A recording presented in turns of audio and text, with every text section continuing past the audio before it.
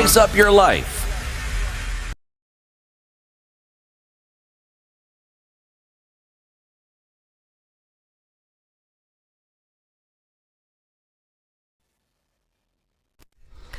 Good morning, this is the News Wire. I'm Leah Obaga. Education Cabinet Secretary Julius Ogamba has assured university students that the government will provide HELB loans to those joining universities next month. Speaking at the University of Nairobi, Ogamba said the government has already allocated a supplementary budget to accommodate first-year students. He also said that the order to reduce fees by 40% must be adhered to by the institution heads. We'll persuade Parliament, we'll persuade Treasury under Supplementary 1 or Supplementary 2 to get more resources to be able to cover the students. We're also encouraging HELB to collect more. The student-centered funding model is to ensure that we leave no student behind or no student misses university because of the background where they come from. So support us in that, pass the message and ensure, and we're encouraging each and every student to apply. We will go out of our way to ensure that when we confirm that a student is vulnerable, we will look for resources to ensure that they are in school. No student is going to be left to be out of school because of resources. Now, Bungoma Governor Kenneth Lusaka has held a meeting with the Roots Party leader, Professor George Wajackoya, in an effort to strengthen the unity of the Luhya community ahead of the 2027 general elections. Lusaka has called on leaders with a shared vision to collaborate and develop a strategy to lead the Mulembe nation, opposing the trend of using funeral platforms to spark insults. On his part, Professor Wajackoya said it is the right time for leaders of the community to collaborate, citing Lusaka as a leader capable of organizing a joint meeting for political strategy. This issue of fighting each other, we are appealing to him to bring us together, bring us in one basket so that we can chat about it. Let him invite himself, invite Matembe, invite Tavati, Tuoma, Baraza, and other like-minded, so that we can sit down and at least irrespective of our different political formations, I think it's important now that we come together, have a strategy, have a way forward on where we want to go. But if you are just going to go in funerals or whatever forum you abuse the brother, it's not taking us anywhere. The Ethics and Anti-Corruption Commission has said the average bribery rate has increased from 11,000 shillings, from 11,000 shillings in cash to 4,000 shillings, with corruption rates rising sharply last year as compared to 2023.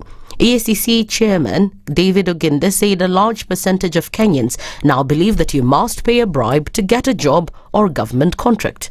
Most significant drop was the amount of bribery from 11,000 to about 4,000. That's a significant drop. It is people who believe that unless you give something, you cannot get the services that you need. That is something that I mentioned earlier that we have to change, and it will require some levels of sacrifice on our part as Kenyans, so that we demand to receive the services that we ought to receive without having to pay anything. The Police Department and the Ministry of Health were the leading public institutions that are involved in corruption. That unless they give something, many Kenyans have come to believe that unless they give something, they will not receive the services from government offices that they require. In particular, you saw how certain areas, certain services have been marked very strongly. Employment and the seeking of employment. People are ready to pay a lot of money. And finally, the government has expressed frustration over the inability to effectively enforce the ban on Shisha smoking despite its well-documented health risks. Health Cabinet Secretary Aden Duale said efforts to protect Kenyans from harmful substances such as Shisha have been hampered by the absence of a legal framework to support enforcement. He, however, added that enforcement has been a tall order due to the lack of legislation to sustain a charge in court against against offenders. Douale described Shisha as a cocktail of dangerous substances including cocaine, heroin and other hard drugs with dire health consequences. He said Shisha smoking poses serious health risks including increased chances of respiratory infections, heart disease, cancer and the transmission of infectious diseases when pipes are shared. That's the Newswire. I'm Lea Ubaga.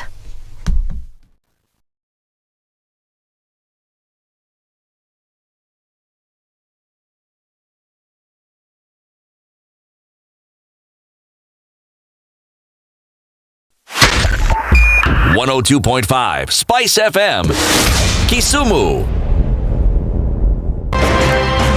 Good morning, and I love your show. Thank you. Having come from a Kikuyu radio background, I migrated to Spice because of the content. I was born in a slum, but somehow I got a break in life. So sometimes when you see the sweating coming out because of the passion and whatever it is, behind the noise, there are people, and we share the same umbilical cord. It shouldn't be like that. I am so disappointed. We used to tell Honorable Raila Amolo Odinga that he's doing politics of conmanship, and even President Uhuru Kenyatta, serikali hii ndio iko na conmanship ya hali ya juu. You cannot promise people that you reduce tax then you double. In politics, there is the issue of trust. For you to turn around and then stab the same people who gave you that trust, there is no other level of dishonesty. Imabo, utaona dunia tu. The Situation Room, Kenya's biggest conversation.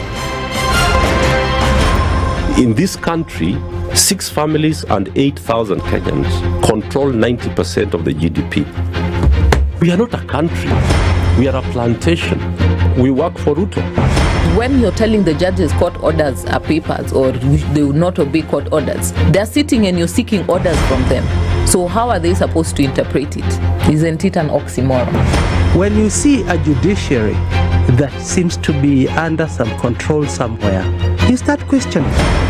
We have very powerful governors, but they don't use their offices to serve the people. If you are not shameful to do what you are doing, why should we protect you? I'm human. Everybody's human. So when you're told, kuja tuongee, I mean, you'd be a fool to say, staki kuongea today. Conversations have to be had, you know? People in leadership should only go into leadership if they are ready and willing to change the lot of the people. The Situation Room, Kenya's biggest conversation. If we just gloss over issues and hope that time heals, then we might find that in generations to come, we might be back at the same situation. And the whole thing is born of stolen elections. Spice. When it comes to the decisions you make, you must be independent. There's no way you can allow one institution to dictate to you how you're going to conduct your operations, how you're going to decide cases. It's a no. When you weaken the institution to the point where they cannot take action, then you realize that politicians have to come up and now start dealing with the issues. That conversation has to die. Our politicians do not like the hard stuff. We must insist on the path of doing things right, whether popular or unpopular. Money changes hands. That is a fact. If you have political goodwill at the highest top, like in Rwanda, then corruption will be an issue of the past. If you don't have political goodwill at the top, we will pass laws, we will amend laws, we will continue passing laws and re-amending laws, and nothing will happen. This is the Situation Room, the only way to start your day. Waliletea fujo Moi mpaka wakapata cooperation. Wakakuja wakasumbua Kibaki mpaka wakachukua nusu mkate. Wamekuja wakazungusha Uhuru hapo mpaka wakaenda na handshake, program yetu ikapotea, BBI ikaendelea, tukazama, tukaingia kwa madeni. Sasa mimi nimewaambia, hii serikali hii, mimi nawaambia hii serikali ni ya mahasla. Hakuna nusu mkate, hakuna handshake, hakuna hiyo borojo. Jana nimeona wale wazee tulishinda.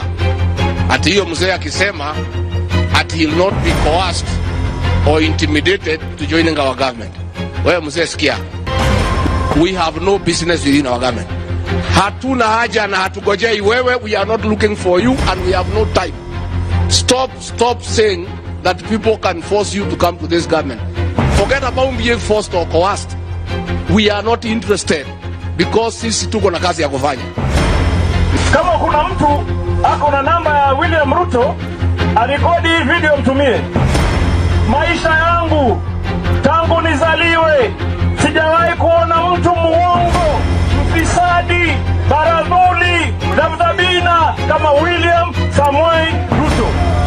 Mimi Hassan Joho nikitaka kuongea, mimi I don't even dream of engaging with them. Ati huyu akitaka aje aongee sio na mimi niongee na Ruto nini? Mimi nikamtafute atanipa nini? Wilbaro. I wonder. Nilipeleka Wilbaro mimi la kimtaani la kucheza nalo zamani. We have a choice to reject over 60% of these names or give President Ruto his skunk. Apart from a few individuals who are not even more than 8, the rest are incompetent, unqualified, have integrity issues, are people who cannot deliver this country from where it is to the next level that we want the country to move in. A few moments later. Now forwarded the name of John Mbadi Ngongo to the Ministry of National Treasury and Economic Planning. The Honorable Hassan Ali Joho, Ministry of Mining, Blue Economy and Maritime Affairs. Nguruwe kujiganga na mafuta yake. The Situation Room, Kenya's biggest conversation. Mature, intelligent talk every morning. Spice up yourself.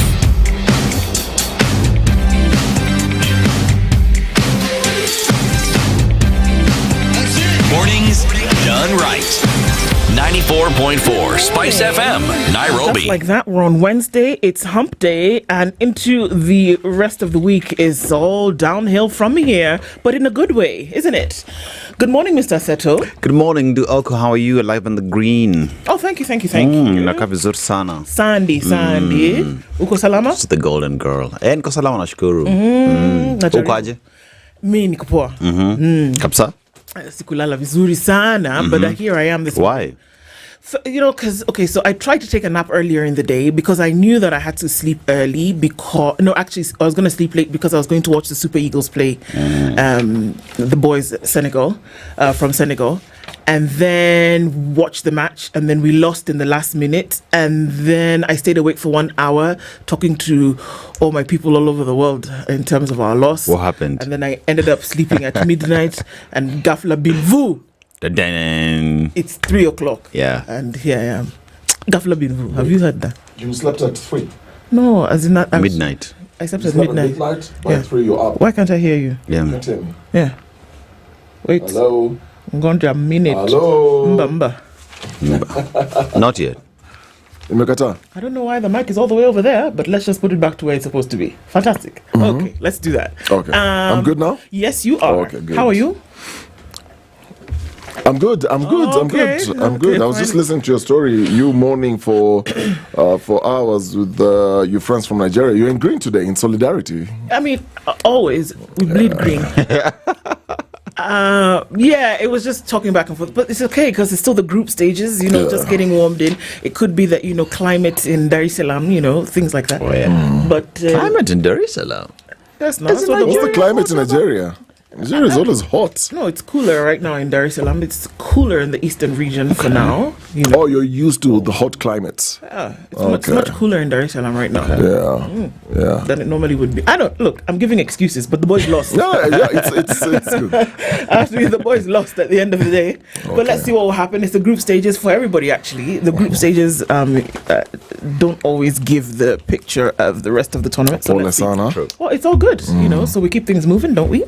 Yeah. The boys from Senegal actually put a better match, to be honest. Oh, okay. That's a good admission. Isn't it? Sportsmanship. Yes. Not lamentations. Not lamentations. Exactly. How are you doing? Fantastic. I doing can see great. that you're in a tie today. Well done. Oh yes. Today, left yesterday, tried to take a nap for 2 hours. You know how you have a deficit of sleep? Yeah. So I tried to cover part of it yesterday. So in the afternoon did 2 hours. Oh, that's why when EVE was looking for you, she couldn't find you. No, bus. Oh, you're looking for me? Oh, I'm not even aware. Okay. So that's where he was. Then at night I did another 7 hours. Well done. Yeah. I want to be like you when I grow up. I'm so happy with myself. Well done. It's discipline. You know, when you're so used to working and working and working, you feel like sleeping is wasting time. Yeah. So at least I did, I think, around 8 to 9 hours. I am so proud. Yeah. Still no sugar for you? That's right, my dear. Okay. We keep it moving. I'm entering my 4th month now. Wow. Like again, I met a friend over the weekend and he was like, Dennis, I've not had sugar for the last 18 years. I was like, oh my God. Now, how do you think I feel when you talk 18 years. I'm only doing 4 months and I feel it's a big milestone. 18 years. It is a like big even milestone. The taste of sugar like will make him feel like, what are these? 18 years. Okay. Anyway. All good. Karibuni sana. Even as we get into this, computer is trying to do things and I don't understand, but okay, let's try and do. Raniar is touching things, Okoh. Anyway, here we go. Okay, guys, into the situation room for this morning. Dennis with you this morning and getting into conversations. Raniar, EVE, good morning. Keeping things working in the back end. We do appreciate you guys every day as you do this. And front and back end, not even just the back end, if I'm to be honest. So it's Wednesday. It's the 6th of August. Oh my goodness. What? On this day 21 years ago, my father passed.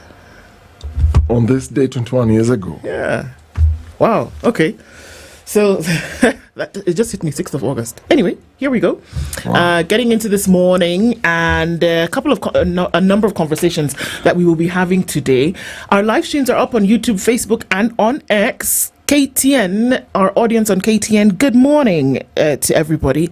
Getting things right into conversations that we will have today. And let me tell you what some of those will be, even as you join us. And we can see you guys trickling into the room this morning. And let's get through some of these, shall we? At 7 o'clock, we will have a conversation with a gentleman. His name is John Mark Ketora. He's the ODM Youth League president, and he's saying, have you seen the movie The Matrix? The series, The Matrix, right? Like you're in this warp, and you're not really sure what is reality, and what is imaginary. You're not quite sure what Neo was doing here or there, right? Now, what we're being told, this nomination thing, amongst parties, you're not sure if this is reality or you're going to wake up in the morning and somebody tells you, my friend, you've actually been dreaming.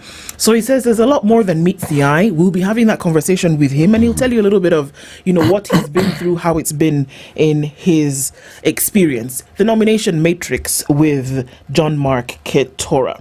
All right. And then at 8 o'clock, we're going to be talking about this hustler fund, this 50 billion shilling fund that, some money cannot be found. I don't know, it went where? All right.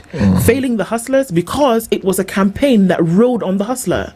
Mama Mboga, Boda, small business owner. That was what the campaign rode on. But it seems as though the very thing that formed the bedrock of this campaign is failing the very people that it was meant to protect. Annette Nerima is the KHRC program manager. That's the Kenya Human Rights Commission manager, inclusion and political justice.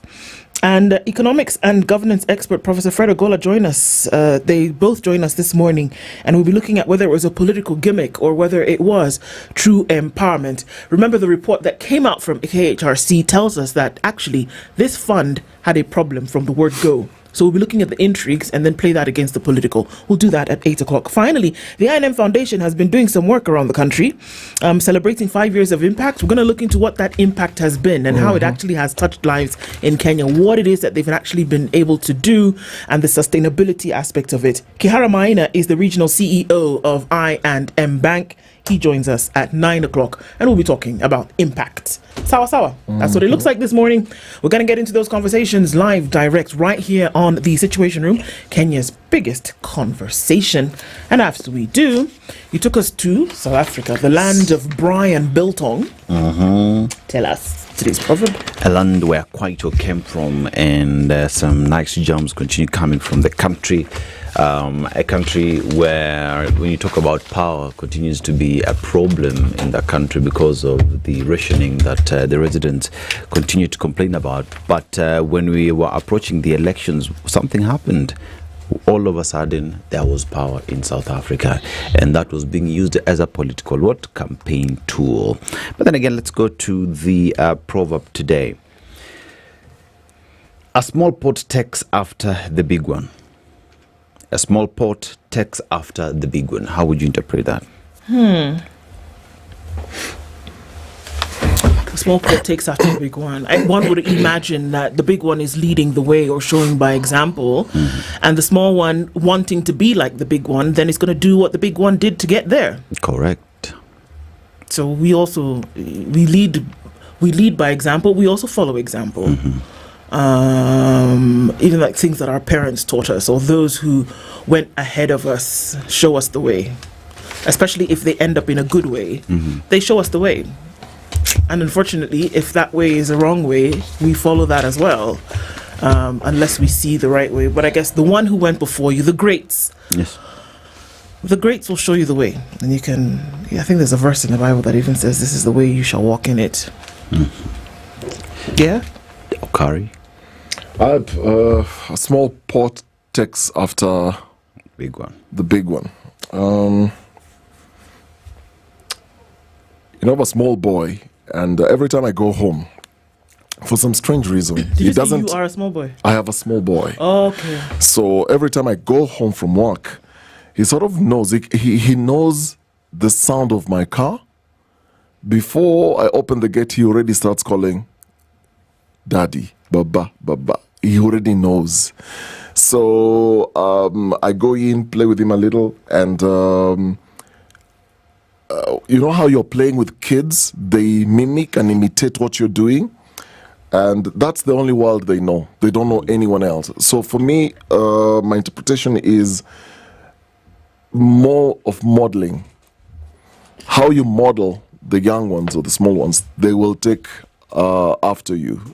When you are upset, they will know you're upset. You set the mood, you set the atmosphere, you set the behavioral changes, everything, because they resemble you, they follow after you, they model after you. Their character and behavior is modeled from what you actually do. So they're really, really, really observant. So if you're used to, like I hold my remote to change the TV all the time, and I find him doing the same exact thing. He doesn't have a remote, but he'll still be doing this because he sees his father do it all the time. So yeah, small pot taking after the big pot. The big one. Yeah. Yeah. So it's all about setting examples. So really important on what examples that we set, especially to those who follow us or those who are looking up onto us. So really important. If you go astray, there's a high possibility they'll equally take the same route. Really important. Will it be the same as saying mtoto wa nyoka ni nyoka? In Swahili. Mtoto wa kondoo pia ni kondoo. Ni kondoo. Wafisi ni wafisi. Wa mchawi ni wa mchawi. Okay. Okay, good morning, everybody. And I can see that you're getting into the room. Let's say a quick hello to you. Be here, fun to hear what folks have to say in terms of interpretation of that proverb. Peter Kiarie is tuned in this morning and says, good morning from Mombasa. And you say, you know what? Come to me, all you who are weary and burdened, and I will give you rest. It's Matthew 11:28, and he says, you know what? May the peace of God be with you today. Amen, Peter. Amen. Don Salbo says, good morning, Ndu. Good morning. Please ask Aseto, is HELB still supporting university kids or working? Aseto, is HELB still supporting university kids or is it working? Last I checked, it is supporting, it is helping, but it has a lot of challenges. Okay. Yes. He goes on to then ask, how are you, Aseto? Mimi, Salama Salmini. And how are you, Dennis? I'm good, but I'm concerned. Are you an official? Why? That question was directed to you. No, Don Sabo can even decide to ask you, the astronauts in space. Yeah. Today, have they eaten? How did they land? Upside down. Oh, okay. Yeah. So, I see. Just go with it. Okay. Thanks. Just go with the flow. Yeah. Okay. Robert Ubogo is tuning from Mombasa. Rogers Nyange says, good morning. Hello, Princess Ndu. Dennis and Aseto says, Leo, if you keep beating the drum and no one hears, either the audience is deaf or you're not beating the drum. It's true. George Adimo says, good morning, listening in from Orango. Good morning, George. Karibu sana. Michael Olande says, bonjour à tous. That means Greetings to all of you. Greetings to you. Salutation de bout de mille collines. He's greeting you from the land of 1,000 hills. Rwanda. Thanks. Irege Wajo, he says, good morning. Morning dos, kabisa. Good morning and karibu. Rakim Madaga says, good morning. Monica Oile is tuned in and says, happy hump day. It's true, we're getting over it. Bernardito is tuned in from Doha. Princess Ndu and Dennis Squared. The e-citizen scandal is very serious. My friend, looking into it this morning. Man P says, good morning, Watuangu. Ex-Austin, Texas. Out of ex-Austin. Absolutely. Isa Kale says, time to add some spice to my day. Good morning, Team Spice. Isa, good morning. You and EVE need to meet because your morning excitement is off the charts. It's great. Jimmy Munothi says, good morning, Spice family. I seriously think that going forward, all presidents should be one term. Impunity, entrenchment, and corruption will go down, and parliament will function and taxes lower. Okay, interesting. Joe Mungai is tuned in from Bonnie Lake and says, good morning. Ndu, do the Michael Jackson Beat It for Harambe Stars. Dun, dun, dun, dun, dun, dun, dun, dun. Mashari and Njeri says, good morning, tuned in, double Ndu and double Dennis. Road to hell is paved with good intentions. E-citizen heist, I know. Erica War says, good morning, guys. Lower and plenty. Oh, I see what you mean. You continue that statement. Dr. Venvik says, Wamkata. Wamkata is like a greeting. Yes, Wamkata. In Kamba. Over here, Kamba. Yes. Right. Wamkata. Nayu, Nessa. Elena. If I tell you that I worked in Ndalani for a year and a half. You worked in Ndalani, Mimi. I know the inside of that place like the back of my hand. Did they give you a Kamba name? Ndoko. They call me that anyway, even if I had not. Call you what? Ndoko. Okay. Ndoko. Oh, okay. You see, they just put it together and assume. In fact, somebody told me one day, they said, why are you feeling sweet? Why have you taken your name and changed it? Just go with your Kamba name. I was like, excuse me? That I've separated the name to try and sound gisty. I was like, guys, it's actually my name. Good morning, team. Tuned in from Masai Mara. I love your shows. Thank you so much, Elena Venya. CAP Zachary Ondrio says, good morning. From County Siaya for the holidays. It's a holiday. Okay. Good morning, Ndu, Okari, and Aseto. Good morning. Mibe Kiprono says, good morning, roommates. Allah. Good morning, roommate. Okay. Tuned in from Kericho. Talking of hot climates in Nigeria, how come we've never seen grass in Nigerian movies? Okay, I don't know. We'll ask the likes of Kemi Adetiba and everybody who produce. Why don't they? In fact, we shall tell them today. Interesting, by the way. I don't know. I'll ask my sister, who's a movie producer as well. Can you please be filming the places where there are grass so that people in East Africa can know that there's grass? There's concrete everywhere. Yeah, well, a lot of people don't now take care of, but there's grass, especially. There's no time to take care of trees. A lot of the movies that you see are shot in Cement City, but a lot of the plains and parts of Nigeria never show up in movies. And that's Nollywood? Yeah, it's Nollywood. Yeah. Okay. Yep. Unfortunately. So there's your answer, sir. Andrew Chira says, good morning. My Nigerian friend in Washington, Wanasema, knows she's Kenyan. Imagine Ndu is bleeding green. Paul Njehia says, good morning, Dennis. Okay. Oh, Denise, Dennis, and Dennis. That's Unona. I've gotten another name. Tuned in from Toronto. Justice for sugar, says Maida. No, sugar has been kicked out the door. The people are saying justice for sugar. You've heard. You guys start drinking it. Eating it. Good morning, Spices. All good for the day. May it break. Indeed, Ken Kagai. Good morning to you. Sleeping in the moment of body self. Oh, sleeping is a moment of body self restoration. So it's good. James Dan says good morning. Good morning, DND from Thika Road. We are very well. And you look good. Thank you so much. Salimia Deno, my age mate. Which one specifically is your age mate? There are two Dennises of different ages. Selector. Carol Nyambura natupenda sana. Good morning to you.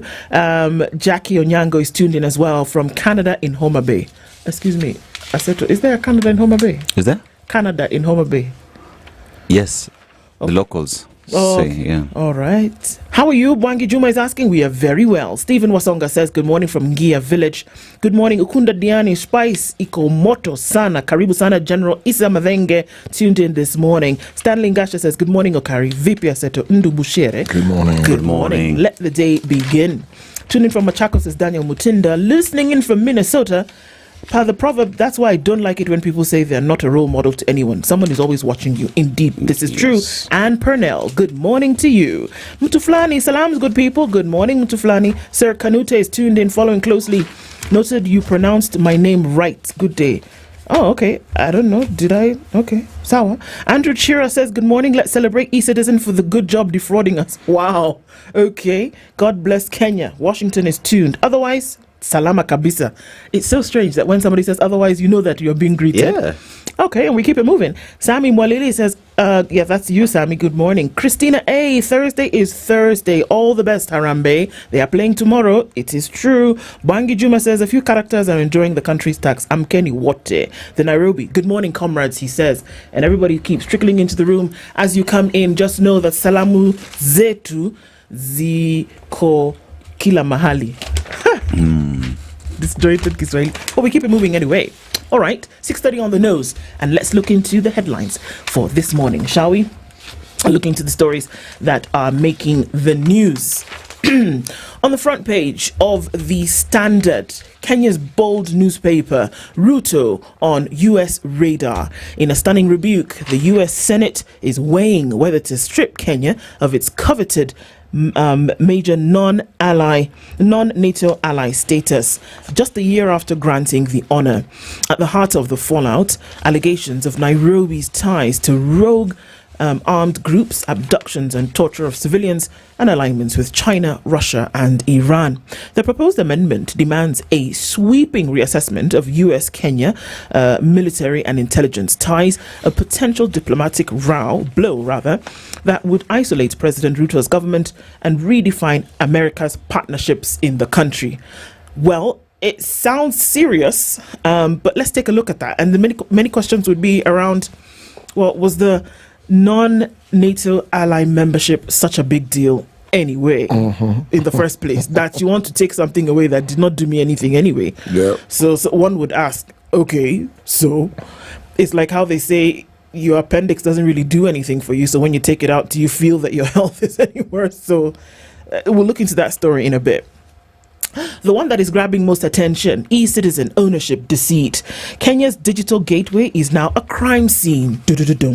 A damning audit reveals the e-citizen platform may have hemorrhaged 9.4 billion shillings in public funds through shady contracts, untraceable payments, and unauthorized bank transfers. Lawmakers want the platform scrapped, as in don't even investigate it, remove it. Its contract with private vendor Webmasters Kenya L Limited terminated, and a probe launched into billions tunneled through shadowy accounts. Remember, e-citizen is the platform where for any government service you pay, and there's the 50 shillings facilitation fee that goes with any payment that you make. Anything having to do with government, except for payment of school fees at the moment, goes through e-citizen. Legislators are saying, you know what? Because there's a crime scene and there's blood in the water and there's blood all over the floor, we are spraying the room with the lights off, and we've decided this one cannot sail. We'll give you the details of that, but we're looking at some hefty amounts in terms of what's happening there. Quickly into other headlines. House team threatens to impeach Mbadi, and PS kept toe for contempt. We call you don't come, tutakutoa. Mombasa TikToker arraigned in court over his social media post. What did he say? We'll let you know. Raila's sudden opposition to NGCDF sends mixed signals. Come on, guys. It's like we're dizzy. Which one is it? Do you support it? Do you not support it? What do you want? But you know what? The law is supreme, and the law says unconstitutional.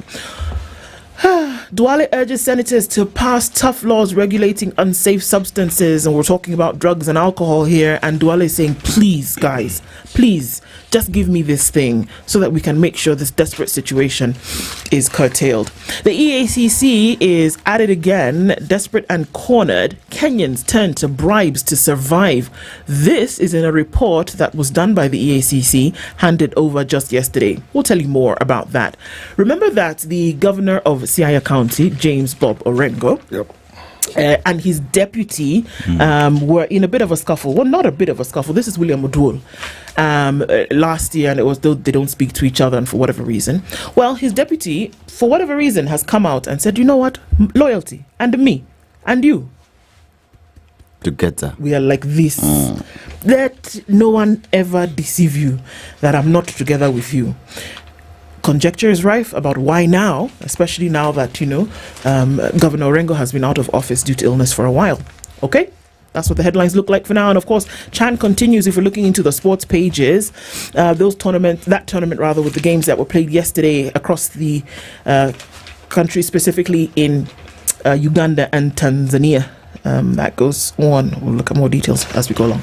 Dennis? Let's go to the Daily Nation. And as well on the Daily Nation, the headline that carries the newspaper this morning is the U.S. probes Kenyan officials over RSF links abductions.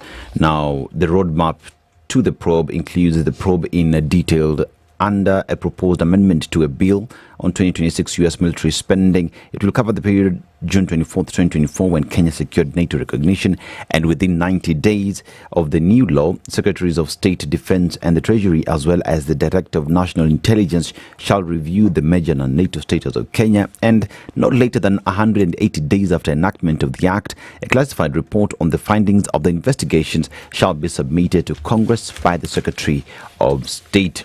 We also have focus on social ills as pupils lit up the festival. Now, social challenges that Kenyans are facing dominated themes as primary schools presented various items during the Kenyan National Music Festivals at the Meru Teachers Training College yesterday. Now, through drama and music festivals, a lot is usually showcased, and that mostly touches on what exactly is going on in the society. Remember the drama festival and the Butere Girls issue, just showcasing exactly what is happening in the society. But then again, guess what? Integrity Center, but seems as though there's no integrity, especially in various government agencies, and graft registers decline, but the usual suspects still top corruption. And what suspects are we talking about? Kenya Police are topping the list at 48.2%, Directorate of Immigration 5.1%, National Registration Bureau at 4.4%, and the Office of the President, guess, 1.1%. It did what? List of corrupt, name and shame. Okay. Kabisa. Then we have CS cites higher enrollment to defend cut in university fees. That is according to One Education Cabinet Secretary Julius Migos Ogamba. And Lobby starts to push to create an independent body to regulate the teaching profession. Independent body. Don't you have TSC to do that already? Well, yeah. And then on page 4, it is the issue that Kenya is being probed upon. And page 6, Joho family business empire shaken. And this is due to a Supreme Court decision that halted construction of a 6.4 billion shillings grain handling facility at the port. And we also have the issue on e-citizen as well. And Uhuru's party conditional offer to Raila in 2027 State House race. So it's a conditional grant from Jubilee to Raila Odinga if he wants to run for office 2027. Well, let's look at the Star newspaper. Headline, revealed Orango in US for medical treatment. That's the headline there. Deputy calls for truce as speculation swirls over governor's whereabouts. And the report paints grim picture of impact of mental health underfunding. There's a story on page 2 there. Bribes, most common form of corruption. The same story across all the dailies from EACC. Malala in hot soup after reckless copter landing. So police say the incident triggered panic among students and teachers. And the police are saying this was a clear violation of civil aviation rules, the Basic Education Act, the Ministry of Education guidelines on children's safety, and the Penal Code. So Malala is being investigated for that. Treasury and ICT PSs summoned after audit exposes rot in e-citizen. Like we said, the auditor further reveals that the government digital payment unit did not provide an authorization letter for 4 bank accounts that were configured in the e-citizen platform. We'll get into the details of that a bit later. So this is a Orango story in America for treatment as Okoh accused of overreach. So the governor hasn't been seen in public since June 23rd. And so currently, Orango is in United States for what insiders have confirmed as medical reasons, as concerns mount over his prolonged absence from public life and the leadership vacuum it has created in the county. So the prominent lawyer departed the country on June 23rd aboard Emirates flight EK720, which took off from JKIA at 4:35 p.m. The inner circle have confirmed he is receiving medical attention in the US, although his family is yet to issue an official statement. The governor is in the US, that is a fact. He is there for medical reasons, but only the family can officially confirm that. Orango is said to be undergoing treatment at the Helen Diller Family Comprehensive Cancer Center at the University of California, San Francisco, the same medical facility that treated Kisumu Governor Nyamweya in 2010, when Nyong'o was diagnosed with stage 3 prostate cancer and declared cancer-free in 2011 after receiving care at the facility. Duale says lack of laws frustrating Shisha ban enforcement. So the government is expressing frustrations over the inability to effectively enforce the ban on Shisha smoking despite its well-documented health risks. Yes. Well, that'll be fun. It's interesting because yesterday we had a conversation with Okoh, and one of the things is it's possible that Aiden Duale, if he's moving in the direction and at the pace at which he's moving, perhaps we'll see some kind of turnaround in the Ministry of Health. But it's all a wait and see kind of thing.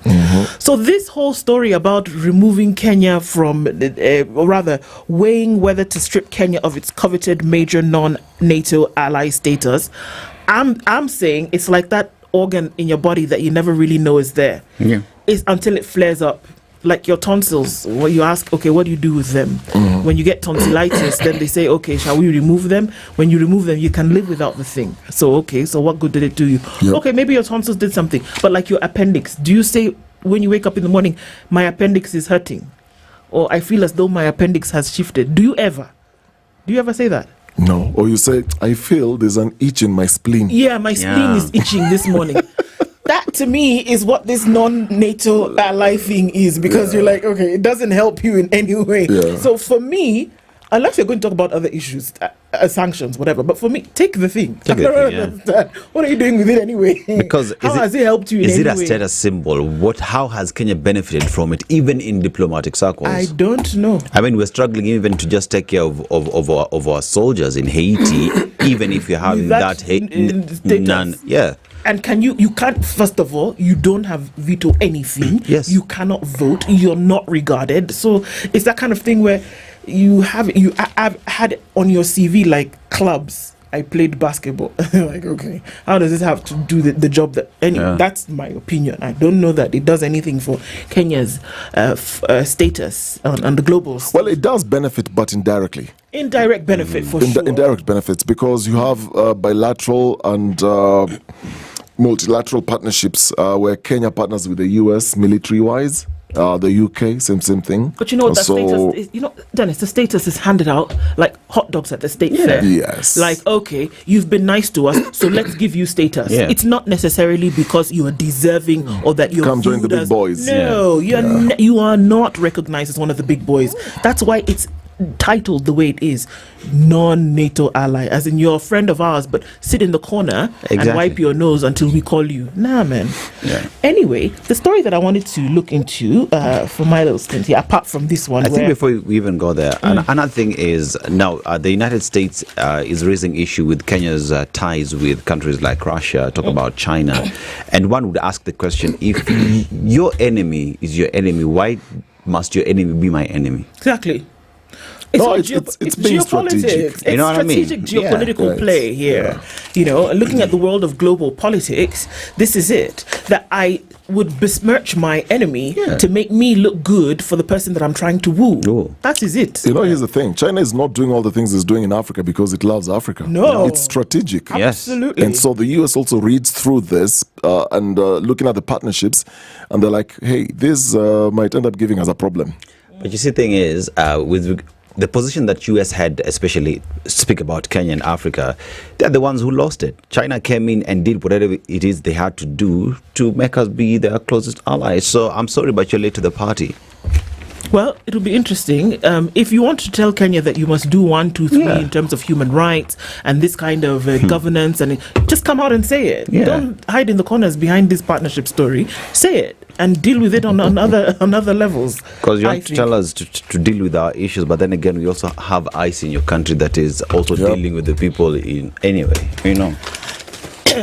Bringing matters back home, and the audit, again, your friend Nancy Gathongo, who you say you don't know how she sleeps, Okari, audit exposes 9.4 billion shillings e-citizen hole and says millions paid in illegal charges. Let's look at it, shall we? The Auditor General says the platform ownership and management is a conduit for massive corruption. The National Assembly Public Accounts Committee now wants e-citizen platform closed. Remember, soon after the Ruto administration took over, e-citizen was deemed mandatory for all government payments. You have to pay to this.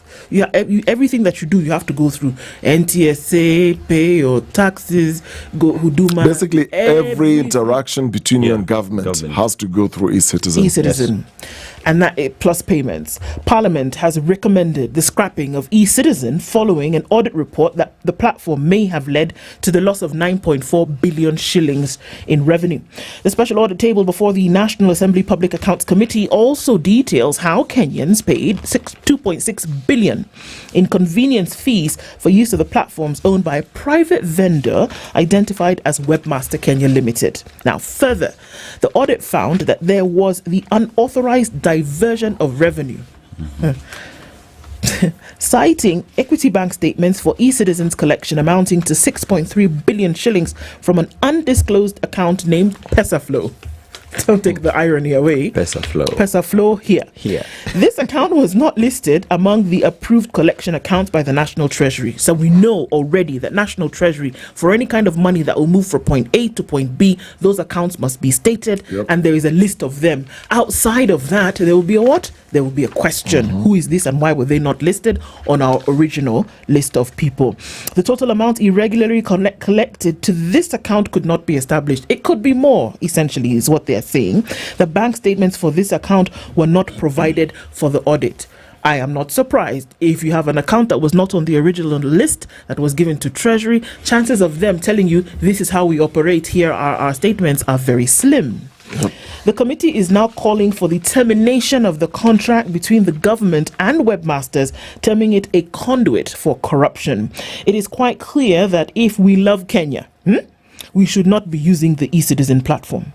This is according to Committee Chair Tindi Mwale, I beg your pardon. It lacks the basic structures. It should not be operational given that there exists no documents to support its legality. Even this thing that you have, that you've given a private entity the authorization to operate, where is the documentation? Show it to us. You have refused. Okay, show us the accounts. You have refused. Okay, tell us who owns it. Onge. Aldai MP Marian Kitani termed the platform a crime scene. Where did Equity Bank come in when this is an agreement involving Treasury? We also have unaccounted for amounts of 6.3 billion, which we should invite the Treasury and Department of Citizen Services to come and explain. The members called for a thorough investigation into the funds channeled through the platform and its ownership. We are staring at a monumental scandal. From page 1 of this report, it's clearly full of issues. It is also worth noting, Chair, that these days people are not using guns to steal, but are doing so through such systems. This was from Mazoya MP Edwin Mugo. According to the Business Registration Services, Webmaster Africa Limited was registered in 2010 and is owned by Lexco Company Limited, which has 50 ordinary shares, while James Ayugi Otieno has 50 shares. Others with 1 share each are Derek Onyango, Thomas Isaac Chuma, Robert Obel, Charles Karuri, Kennedy Oduori, Okech Josh, and Samuel Gomba, Abdallah Tawhir, James Kiarie Gashio, Sydney Ngunyi Washira are directors with no shares. Now, the Office of the Auditor General report says Webmasters was contracted in consortium with PesaFlow and Olive Tree Media in 2017. Now, she's saying that lost revenue is about 9.4 billion. Just take your pick.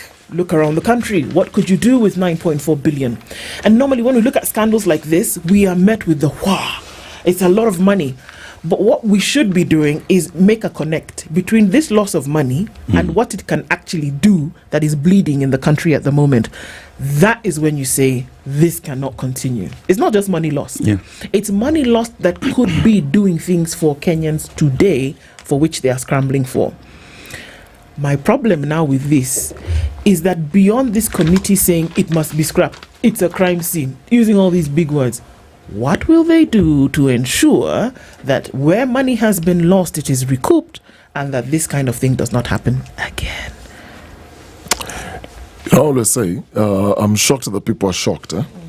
This is not the first time the e-citizen question is coming before Parliament. It is not. I think a week ago, I spoke about what was going on with this e-citizen, went into a bit on some detail, and the concerns beyond how much money has been siphoned through this system. And it almost appears like every time we're advancing technology-wise, we still use that same technology as an avenue for corruption. To steal. So we're not in essence just looking at convenience or reliability. We are looking at a way we can manipulate the system so that we can make money from it.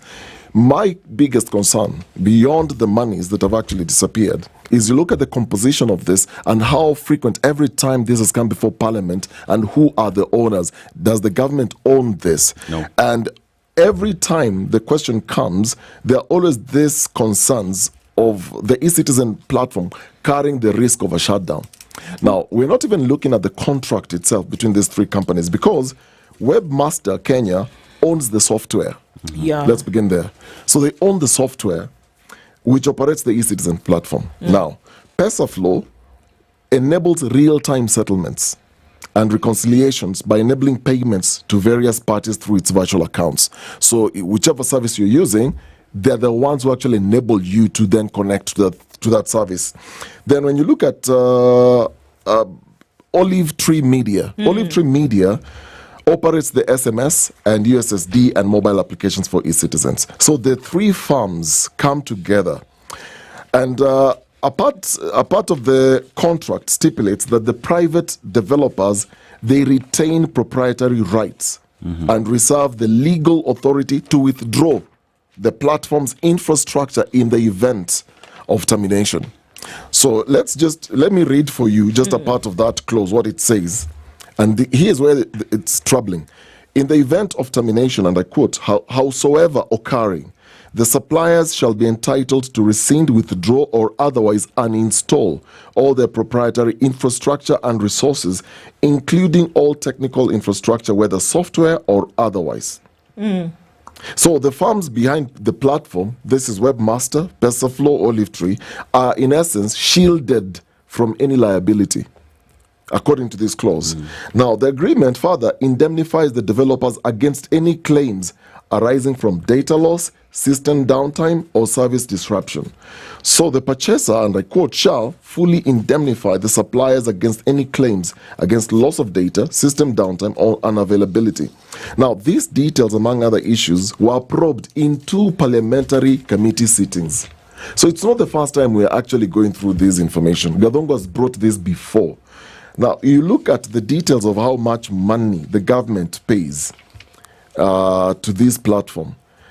There was another amount in another audit report beyond this, besides this. So this is money that has disappeared into some accounts. And the agreement was between the ICT Authority and Webmasters Kenya Limited with PesaFlow and Olive Tree.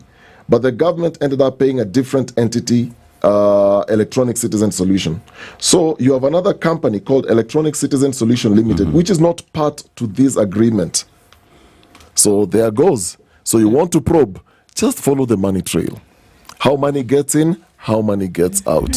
How much government spends in this platform. So for example, the government pays 50 million for the standardization of the e-citizen system. This is government paying. Then support and maintenance costs are billed annually between 300 million and 1 billion, depending on the number of services on the platform. This is the government paying. Now, we're not even talking about money that citizens are paying through the system, exchanging in services that now has been siphoned. This is now the government spending money on the platform itself. So intermediate services attract tariffs of between 3 million, this is 0 to 50 services, to 1 million above 3,000 services. For complex services, the government pays between 5 million and 2 million for the same brackets. You can go on and on and on and on and on and look at these figures. I'm telling you, this web is bigger than the money that is being quoted here. Quoted here. Exactly. Because if you look at, there is an executive order number 2 of 2023 that mandated the Directorate of Citizen Services and the Ministry of Interior to coordinate e-citizen functions and the GDP unit of the Treasury to manage payments made through the platform. However, no oversight body was created or mandated to coordinate the two ministries and provide leadership. So you have a system that is doing everything that there, but there is no oversight body that is ensuring everything that is happening within the system is up to par. And if these guys decide, enough is enough, we are closing shop. Yeah. The government is in trouble. Yeah. Because remember, I think it was last year when the government was trying to push so that they get the backroom rights to be able to control the same. But the owners told them, this belongs to us. They own the proprietary rights. Is ours. You can't do nothing. You can't do nothing about it. Yeah, actually, you're right, Mtuflani, that the CEO of Webmaster was actually here on the show last year to have a conversation around how this thing actually operates. But in terms of where we got with that, very little. This is one, if Parliament is serious about making sure that the thing is shut down, it will be interesting to see. But if it does, exactly, there will be a lot more than just shutting it down. Okay, another story as we're getting to 5 minutes 7. So we have this story on corruption that is in page 11 and 19 of So, a new survey by the Ethics and Anti-Corruption Commission has revealed a slight decline in the overall prevalence of corruption in Kenya. However, job seekers, particularly in the counties, have become prime targets for bribery demands. So what have we done? Devolved corruption. The National Ethics and Corruption Survey 2024, which was released yesterday, fingers the Kenya Police Service as the most corrupt public institution, with nearly half of the respondents, that is 48.2%, identifying it as a center of graft and sleaze. This figure is more than 9 times higher than the second-ranking institution, indicating deep-rooted public mistrust in law enforcement. The report further shows that job seekers, especially in the counties, face the highest bribe demands. The highest bribe paid to secure employment in the devolved units was 243,651. That paid to secure national government tenders was 100,000 shillings, while that to obtain school placement by the Teachers Service Commission was 72,665. Now, according to the survey, 100% of respondents seeking services from institutions like the Kenya Wildlife Services, the National Social Security Fund, NSSF and TSC, the Ministry of Labour and Social Protection and National Treasury were asked to pay a bribe. Okay. So don't stop. Don't stop. And police are leading the pack, always leading the pack at 48.2. But if you look at that list, it goes on and on and on, to including the office of the president at 1.1%. One would say it's negligible, but remember, it is the office of the president. If the office of the president as well is involved in corrupt dealings, how safe are we? I was looking, still in the same report. It has some interesting data.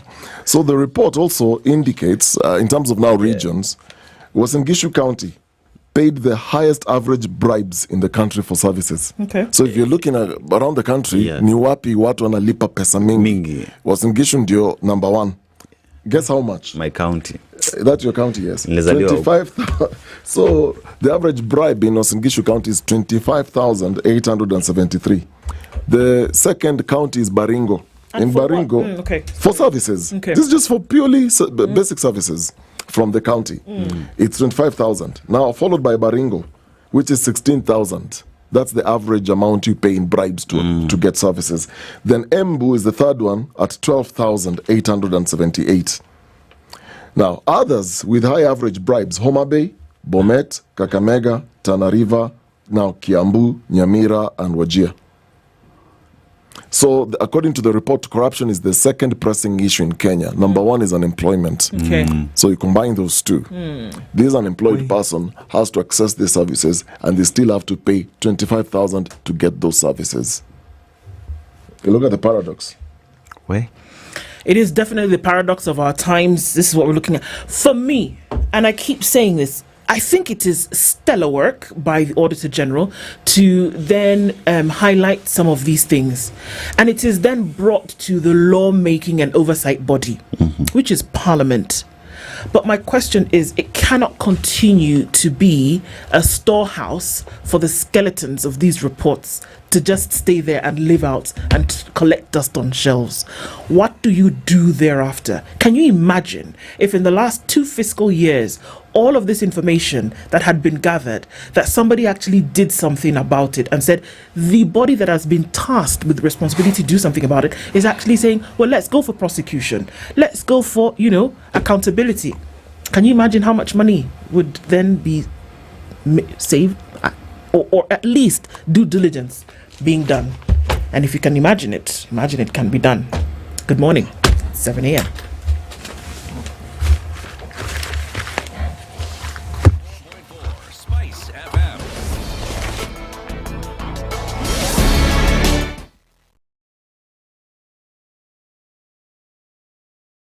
Good morning, this is the News Wire. I'm Leah Ubaga. A former member of County Assembly aspirant in Embu County was allegedly shot dead yesterday during a dramatic jailbreak attempt in Embu West Sub-County, which also saw another suspect escape. Swale Abdallah, popularly known as Oswando, who contested the Kirimari ward seat on an ODM ticket in the 2022 general election, was shot and killed in the Gatondo area while attempting to flee custody with another inmate. Embu West Sub-County Police Commander Vincent Kitili confirmed the incident occurred as the two detainees were being transported from Siakago Law Courts. The suspects reportedly sprayed pepper at officers inside the prison van, causing temporary blindness and chaos.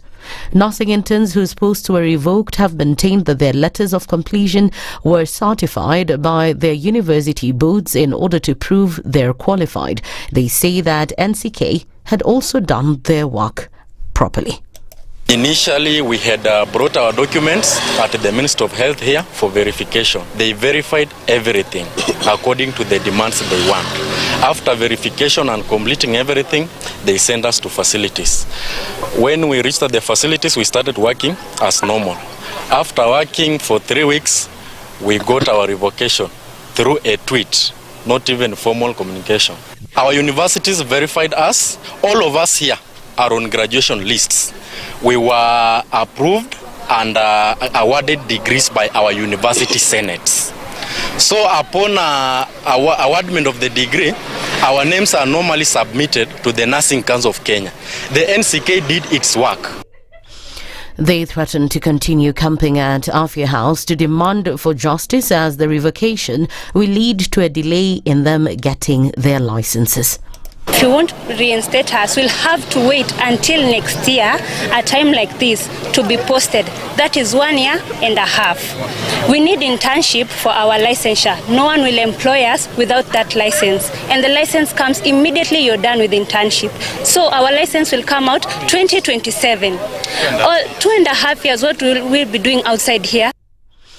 And this comes as the Ministry of Health revoked the internship postings for 348 Bachelor of Science in Nursing students, citing non-compliance with internship eligibility requirements. Health Cabinet Secretary Aidan Dwale noted that the decision was reached after careful consideration and in accordance with the Public Service Commission internship policy. The Media Council of Kenya has proposed closer collaboration with the Electoral Commission, IBC, in preparations for the upcoming general elections. In a meeting with the IBC, MCK said the collaboration would ensure knowledge sharing, timely reporting and capacity building of journalists and election officials. MCK Chairman Maina Mwiruri said the media would conduct fair, professional and ethical analysis. For his part, IBC Committee Chairman Erastus Ethekon has stressed the importance of journalists in promoting democracy, calling for long-term joint preparations. That's the News Wire. I'm Leah Ubaga.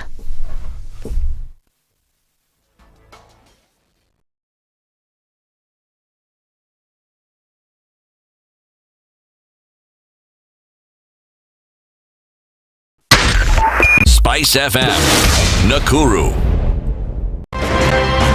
Good morning, and I love your show. Thank you.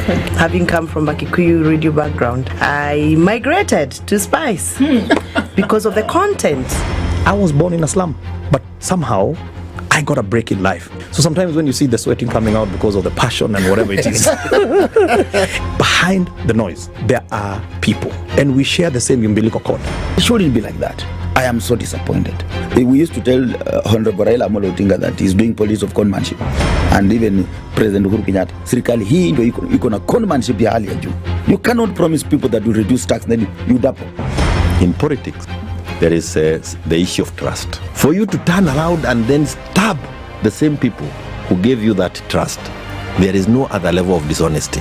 Imabo, utaona dunia tu.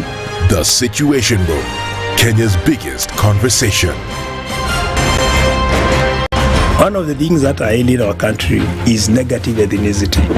You find you as a state officer, instead of thinking as a Kenyan, you think like a tribal person. Let me tell you something. The biggest problem we have had in this country is a leadership deficit. There is nothing that you are going to do in the process of change if you are not a risk taker. So you really have to pursue your vision to a logical conclusion and even be ready to step on people's toes. When it comes to the economy, you can't run away with it. They say statistics are like bikinis. They reveal a lot, but they conceal the vitals. And so government people would throw statistics at you and tell you they're revealing a lot of information to you, but it's really concealing the real vitals. We need to get out of that, because when we want to grow our democracy, one basic thing that really requires to be understood by the political class, by all of us, is institutions are critical. This is the Situation Room, the only way to start your day. Mature, intelligent talk every morning. Spice up yourself.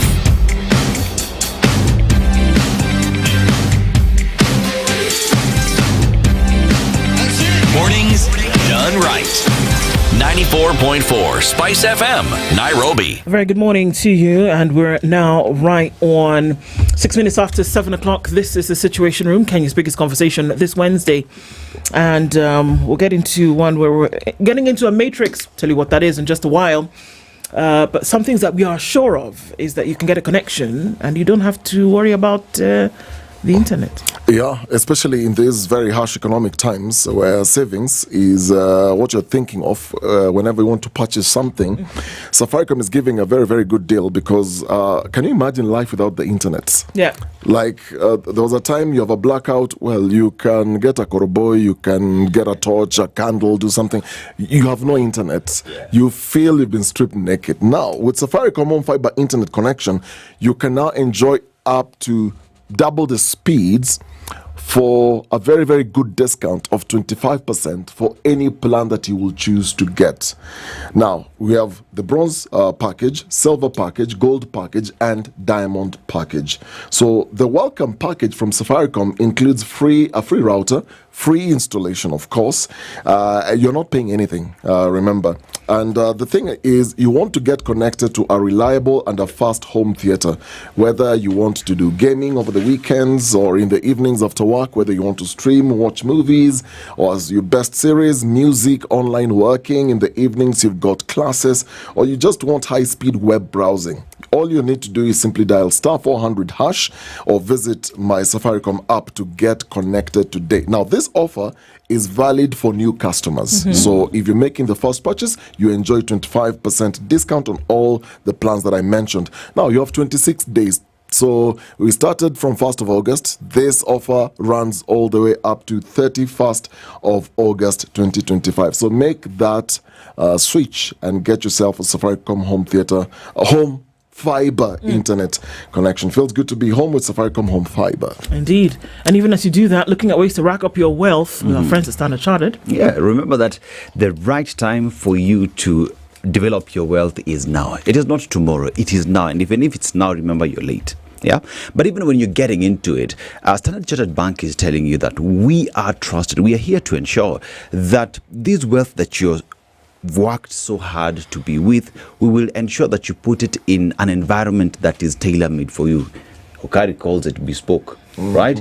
It is bespoke because it is tailor-made to your needs. It is not a question of it's just a pool where everyone is thrown in. It is clearly made for you. But this is done through a comprehensive approach. A comprehensive approach such that sit you down, the tellers would sit you down and take you through all the available options. Then you settle on that which fits you best. So when you talk about after creating this wealth, then what? Trust and security becomes an important aspect of it, because you don't work so hard for this money to just lay somewhere that you don't know how it's gonna stay. So then trust and security of your funds is very important, and Standard Chartered Bank says that here, if you bring your money, you are sure that it will be in a safe place, it will grow, and it will even go to your next generation. That is all about now legacy. And Standard Chartered Bank says for you to get here, it's wealth.ke@sc.com, where you begin your journey, because your time is now. Don't wait. Start now. The time is now. And it's also time now for us to have a conversation with John Mark Kitora. He is the ODM Youth League president and joins us for the first time in the Situation Room. Good morning, John Mark. Morning. How are you doing? I'm doing well. Welcome. Thank you. And welcome to the hot seat of the Situation Room. We're going to be getting into a conversation in a bit, and I imagine that there's a lot to then be able to comb through. But as we start this conversation, Dennis is going to welcome you with our proverb. He'll tell you where it's from, and we would like to get your interpretation of that. So we're in a country known as the Rainbow Nation. South Africa is the country that borders Namibia, Botswana, Zimbabwe, Mozambique, Eswatini, and surrounds Lesotho. So Lesotho is a country in South Africa. And the natural wonders, if you visit this beautiful country, now we have the Table Mountain, the Kruger National Park, the Blythe River Canyon, and it has a biodiversity, one of the world's 17 mega diverse countries, are home to lions, elephants, rhinos, leopards, and many endemic species. So if you want to, I know we have lions at Nairobi National Park, but if you just want Simba ya Maju, you go to South Africa. But let's go to the proverb. Yeah, a small pot takes after the big one. A small pot takes after the big one. How would you interpret that? Yeah, we emulate our leaders, and when you have a bigger pot and then a smaller one, the smaller one can easily fit, or it can get into a bigger one. So then, as for example, if you take on a larger perspective of leadership, then as a leader you should know that being the bigger one, the smaller leaders will definitely follow you. So you have to really set a good example. Yes, because you have smaller people who definitely get into your shoes. Yes, if you lead a country well, as a bigger leader, the smaller leaders will definitely do well. If you do too bad, if you do wrongly, then they will copy you. Yeah. Yes. Well put. So it's pretty much setting the pace, because there are those who look up to you and will definitely follow in your footsteps. So well said, well put. Well put. So we're getting into, we talk about a matrix, a nomination matrix at the political party level. So if we take a minute and just go back a little bit, political parties are engines for certain things. Political parties are engines to bring together people who share a particular ideology and come together, and in many cases want to push agenda, or they want to put somebody in a position of leadership in the country. Political parties were to be the, how can I say, birthing rooms and nutrition rooms for ideology, and that saw that ideology, when they put a person into leadership, that ideology then became practice. That's what political parties are meant to do. Now, people who join at the grassroots level and start to grow up within the political parties system would hope that whether their spark for leadership then would be noticed, and the party leadership would then say, we agree that you have said you can do this, and we're going to throw our weight behind you. But from what I think you're going to tell us this morning, John Mark, that that process is not as cut and dry as it sounds. That there's a lot more that goes on during the nomination process of a political party to then select the individuals that would represent the party in leadership. Is that the case? Yeah, we always say that politics is very dynamic, and it's a very complex matrix. Altogether. Always, nomination is divided into, let's say, into two. There are those who are given the ticket to run for a political seat, and there are those who gets their name into a party list, and that's what is called, maybe is referred as nomination. So the whole of it is always nomination. For you to get into a ticket, to be given a political party ticket, then you have to prove that indeed you are worth of that ticket, that when you are given, you will definitely going to win that seat for that political party. Who are you proving to? The political party now? Yeah, your political party. Okay. You have to prove that you have all it takes to deliver that seat. Because you see, there are going to be several candidates from different political parties running for that one seat. So, and every political party will want to have that seat. So you really have to prove it. So if that is one part of it. Sorry, and the proof is in terms of numbers, what I'm bringing to the table in terms of numbers, is it funds? What's the proof? Yeah, it should both. It could be because you must also be having the resources to marshal a serious campaign, definitely, and deliver the seat. You could be running for that ticket when you are in numbers. You cannot just be alone, especially if that place if that political party is stronghold. So you'll have several guys grumbling for that ticket. So, but you must stand above them. You must have the numbers, and you can also not wish resources, especially money and networks. So that level, do you declare we are like the four of us? Yes. We want that one ticket.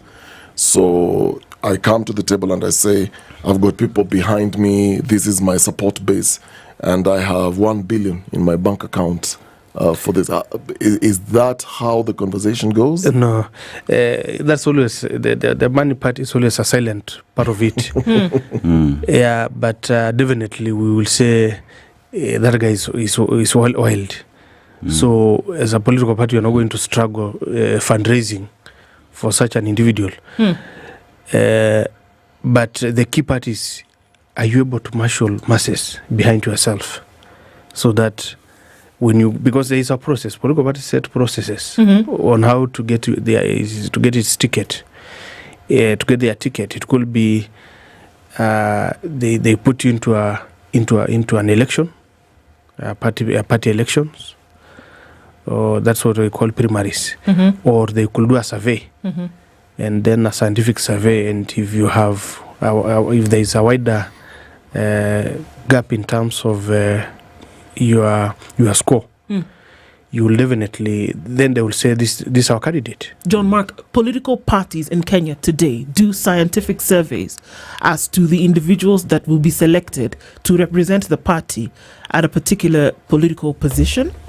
They do scientific surveys? Yeah, some do, because you see, you'll be shooting yourself on the foot if you give yourself wrong candidates. Because you remember, you are not the only one. If, for example, I'm running in this constituency, maybe my party ODM will have a candidate, Wiper will have a candidate, UDA will have a candidate. So if ODM brings a weaker candidate, they will lose. And that they will have lost that, they will have reduced their numbers in Bunge. So whichever way you'll do it, you must ensure that you have to have a way of identifying a stronger candidate. Yes. So as we talk about the scientific survey, fine, it has gone through. And then how does one get to the nomination list? Or what decisions make the party leadership that these are the people who will go to the ballot and these are the people who are slated for nomination? How do parties arrive at that? Nomination list also is there is a parliament, the parliament list, and then there is also the county assemblies list. So definitely this the nomination list is always a reward that the party gives to its members, its membership. And they always have processes. Maybe you have people to reward because they have worked for you. Maybe they are party officials that you see these guys have really committed themselves for the party in that certain region or county. And therefore you feel they deserve to be in that list. So, but that list is also arranged in terms of priority. These are my priority. The first, you must have your priority. You prioritize them. That in case if you don't get big numbers, for example, in parliament, then I have at least the first 4, the first 3 who must benefit. So that's how it goes. Mostly, it is within the PAFI or the derogative of the party to identify whom they want to reward. Does the party still hold a privilege on changing the list of priorities if it feels as though one does not meet the threshold or is no longer a priority to them? Yeah, what always happens is that IBC will give them timelines that within such a time you must submit your list. And then IBC will have another window that they will go through those lists and give political parties a chance to amend the list that they had submitted. But once that window is closed, then you'll have another room to withdraw your list. Okay. Especially once it is published on newspapers, and then if it is not contested through courts or tribunals, then once that process is closed, then it is closed. Okay. Yes. So let's keep it real. How do party nominations actually happen with political parties in Kenya today? You can use your party as an example. We know what sounds right in terms of what the documentation should look like when it goes towards the registrar of political parties. But we also know that within nominations, it gets as political as the day is long. So how do these nominations actually take place and what must you do? Why it's important is because we are in a particular political dispensation where a different foray of people want to get into this process. They might be very surprised at how it really happens in there. Yeah, is this nomination for party list or nomination to have a ticket? It doesn't matter. To get on the party list, to then be considered to run for MCA under your party in a particular place. How do those nominations actually happen? Because you make it sound very pretty, John Mark, but I would dare say I think it's blood, guts, and that are spilled. Yeah, to get a party ticket, mostly how we do in our political party is we have to segment the country in terms of where is our strongholds, and then where is swing votes, swing counties or swing regions, and then where you are not popular at all. In areas that you are not popular and you have candidates who just want to have your ticket, you'll just give whoever who has come. If for example somebody has just come and he's the only one who has interest in that particular region, and you know you are not popular there, you'll just give him or her ticket to That's go how it works, to go and very try. easily like that. Yeah, in such regions. But now in regions where it's our stronghold, everybody now want to have that ticket, because once you have that ticket, you'll count yourself that you're already elected. You're already almost in the house. You just be waiting for swearing in. So what we do there is we have to do what we call elections, party elections or primaries, where you have the party, mostly party members, because we always have party registers. A party register now, those who are in that register, in that polling station, will be allowed to vote. Okay. So it becomes another election, like a mini election, like an IBC election. All right. Because there you have to have all the election officials, you'll have a returning officer, you'll have the clerks there in that particular polling station. And then now you'll have a ward candidates being elected, like MCS. And then at a larger region now, like at a constituency level, you have an MP elected. And it goes up until you have all the 6 within a county. All right. Yes. Let's open this up a little bit, shall we? Have you ever run for or wanted to be considered for a position backed by the party, John Mark? Yeah, indeed. You have. Okay. How did that go? And what was the process of nomination for you if you were then to be nominated? And what was that position? Yeah, in 2013, when I joined ODM, I joined as Secretary General for the Youth League at the national level. I showed interest to be nominated as a Member of Parliament. In what constituency? No, just to be nominated. I need to be on the party list. Okay. Then my name was slotted among the categories of young people. And then I was put number 2 in that list. So number 1 was taken and I was left out. Then because I was just trying, it was not a big issue at that time. So I did not do much of lobbying. So in 2017, now I became now the president of the league. So in our party, senior officials like heads of leagues, head of women league, head of youth league, head of disability league, those guys are always given priority in those national positions, like to be in the party list for parliament. Yes. Parliament, I mean National Assembly and Senate together.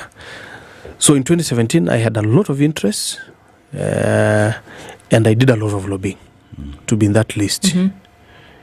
Yeah, it's not easy because now you have to prove that indeed I deserve. And indeed, if I'm given this slot, if I get into Bunke, then I'm going to be a serious defender of the party and the ideologies of the party. And then I should also be somebody who encompasses who's going to show off my national capabilities of becoming a leader, a national leader. So I really, really worked very hard, and I secured to be the first one now within the youth league, within the youth category in that list. It was very unfortunate at that time that I was slotted as number 4. So, and then the party was only given 3 slots because we get a fewer number of elected leaders. So I was left out. I became number 4. They took the first 3. What did those 3 do that you didn't do? No, those are from other categories. There is definitely, I feel that I was the one who did the donkey work at that time, because leading the brigade of young people, a whole brigade of young people within the party, even for the first time, to secure to be a leader. First of all, just to be elected to lead those young people within the party was not a small task. You really have to convince not only the youth, but even the leadership of the party that I have the capacity, I have the abilities that is needed, that is required to lead these young people. And what does this convincing entail? Yes. You're convincing the leadership of the party beyond you making a declaration that you feel you can lead in whatever capacity, but you still have to lobby to let the leadership of the party know. Remember, you told us that if you make known your desire to rise up in leadership in the party, they just take you, depending on where it is that you're coming from. But now you say that you've got to convince them, and there has to be lobbying. Yeah. So what does this convincing and lobbying actually entails? You see, you are not the only one who will want to be the leader of young people within the party. This is, you are talking about supporters of almost 1 million plus. So if you want to be the president, for example, then you have to demonstrate that I really can handle this, if given this chance. And then you have to convince the leadership first to think of you. How? By mostly being active. Okay. Being active and getting yourself out to work for the party. You see, that you don't just wait to be called so that you appear. You appear even before you are called. I could walk out and go somewhere, maybe in Western, in Kakamega, and call out the young people, and I address them. Yeah, you have to really get out and work. So, and then you get to be noticed. But the good thing about ODM is that we always have structures that brings you from down to up. We have our structures right at the wards, at the polling stations. So you get elected there, come to the ward, get elected from your county. Come to your constituency, get elected, come to the county, get elected. So once you are elected, for example, as a leader of the county, then you'll definitely have to participate in matters of that happens in national. So now you get to be seen, you get visible. But now, within your ranks of those county leaders, you must prove that you can be at the national level, because at national level they also have a team. So within that team of national, you must also prove to them that at least I can lead you guys. So at least that structure prompts you up. So, but now you also have to get approval of the party leadership, because they have to know, so who are we bringing to our fold? Because remember, once you are a youth president like me, you have to sit at the central committee where serious decisions that affects the party has to be made. So there's no problem. These party nominations happen in the country from party to party.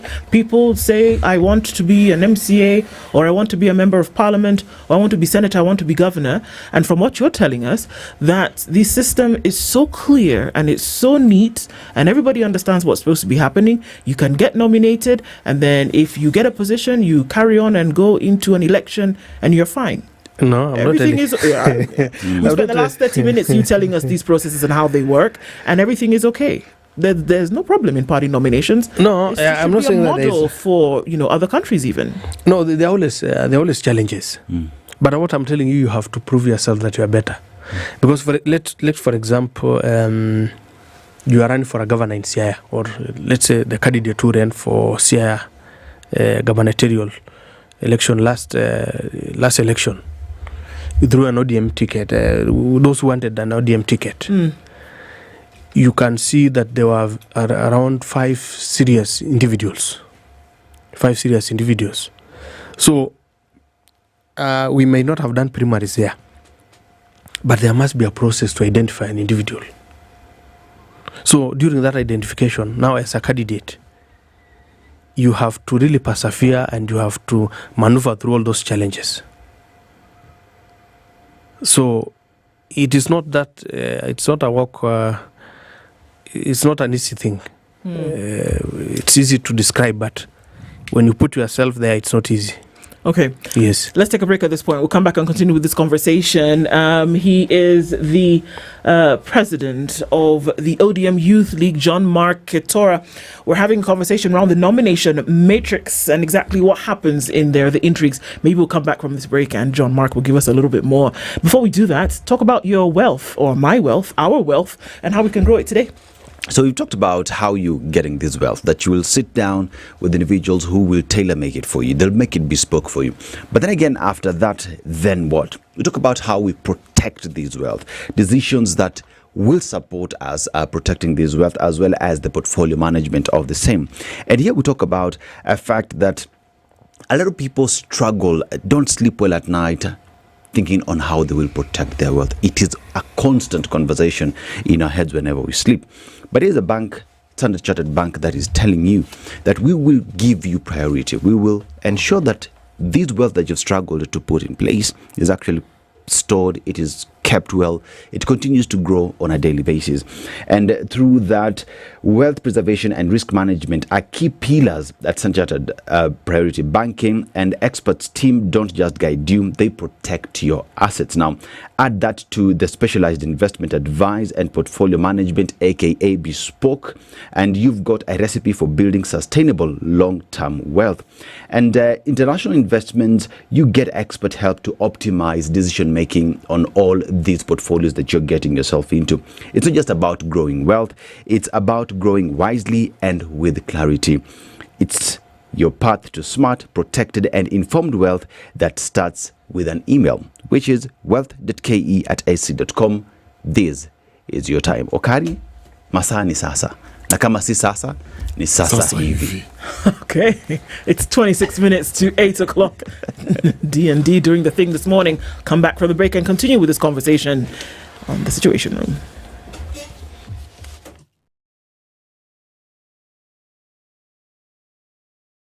This is the Situation Room, the only way to start your day.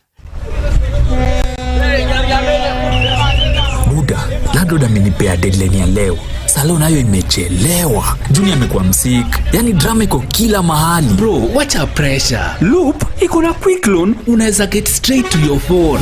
That's right. You can now sort out unexpected expenses with a new quick loan on Loop. Borrow up to 100,000 shillings and repay within 30 days. No paperwork, straight to your phone. Simply go to Grow on your Loop app and click quick loan to apply. Na imeingia. Landlord, pewa yako. Stress, toka hapa. It's not just an app, it's a lifestyle. Why wait? Loop it. Download Loop today. Loop is regulated by the Central Bank of Kenya. Mature, intelligent talk every morning. Spice up yourself.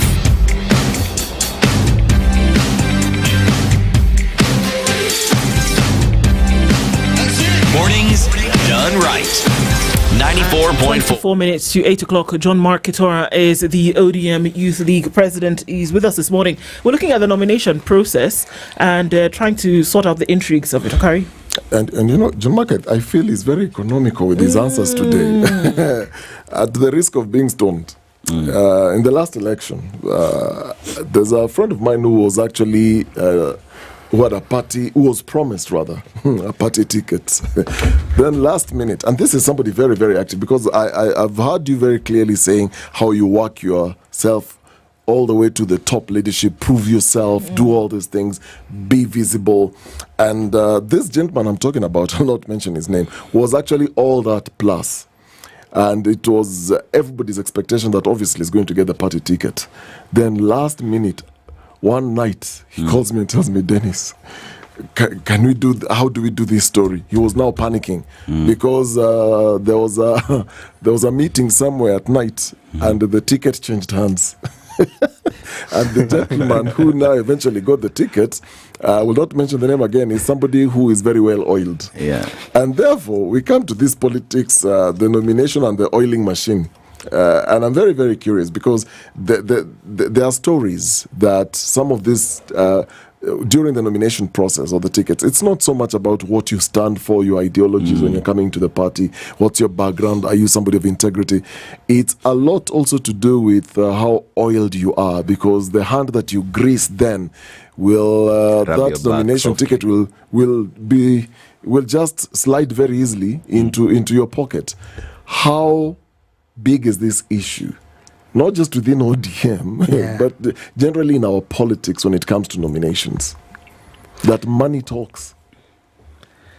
Yeah, you can't dismiss money in politics. You can't dismiss it at all. It plays a very big role. But sometimes people say, because I have money, then I'll just go and buy the ticket. Sometimes it may not work for you, because there are people who could not be having money. There are candidates who could not be having money, but they have good networks within those political parties. So, because of their good networks, you'll want to say to boast that you have some good cash, and still you get defeated by some individuals who just use their network.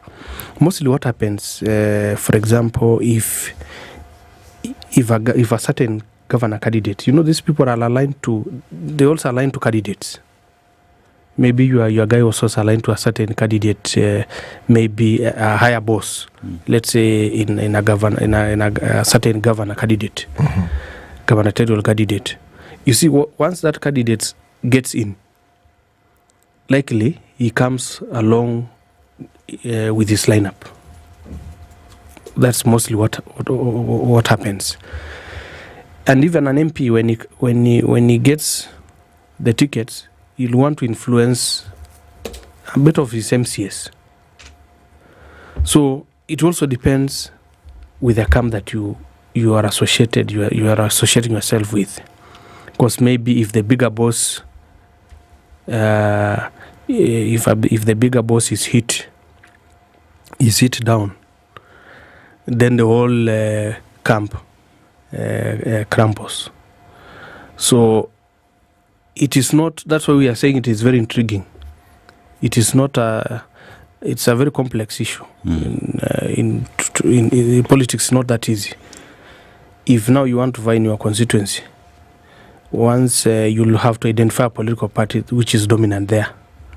Once you identify that political party, then within a time you'll find yourself aligned to a certain camp of individuals there.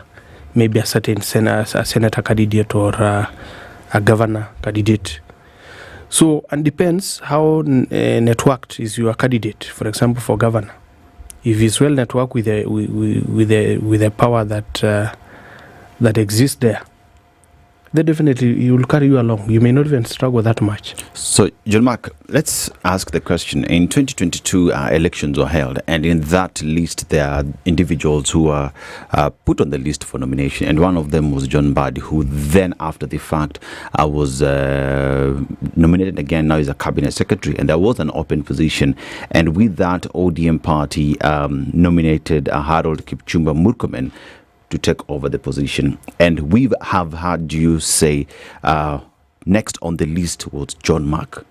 It was you who was supposed to take that position. Asks the question. Yes. Why were you bypassed? Why do you feel as though you were shortchanged in this nomination? Yeah, the decision that was made recently by the chairman of the commission, I take it as an impetuous, an impulsive, and therefore a preposterous act, like just a joke. Why do I say that? Last I told you in 2017, I was number 4 in the list of in terms of listing, and number 1 in my category as a youth. And it goes definitely that, without saying that, in 2022.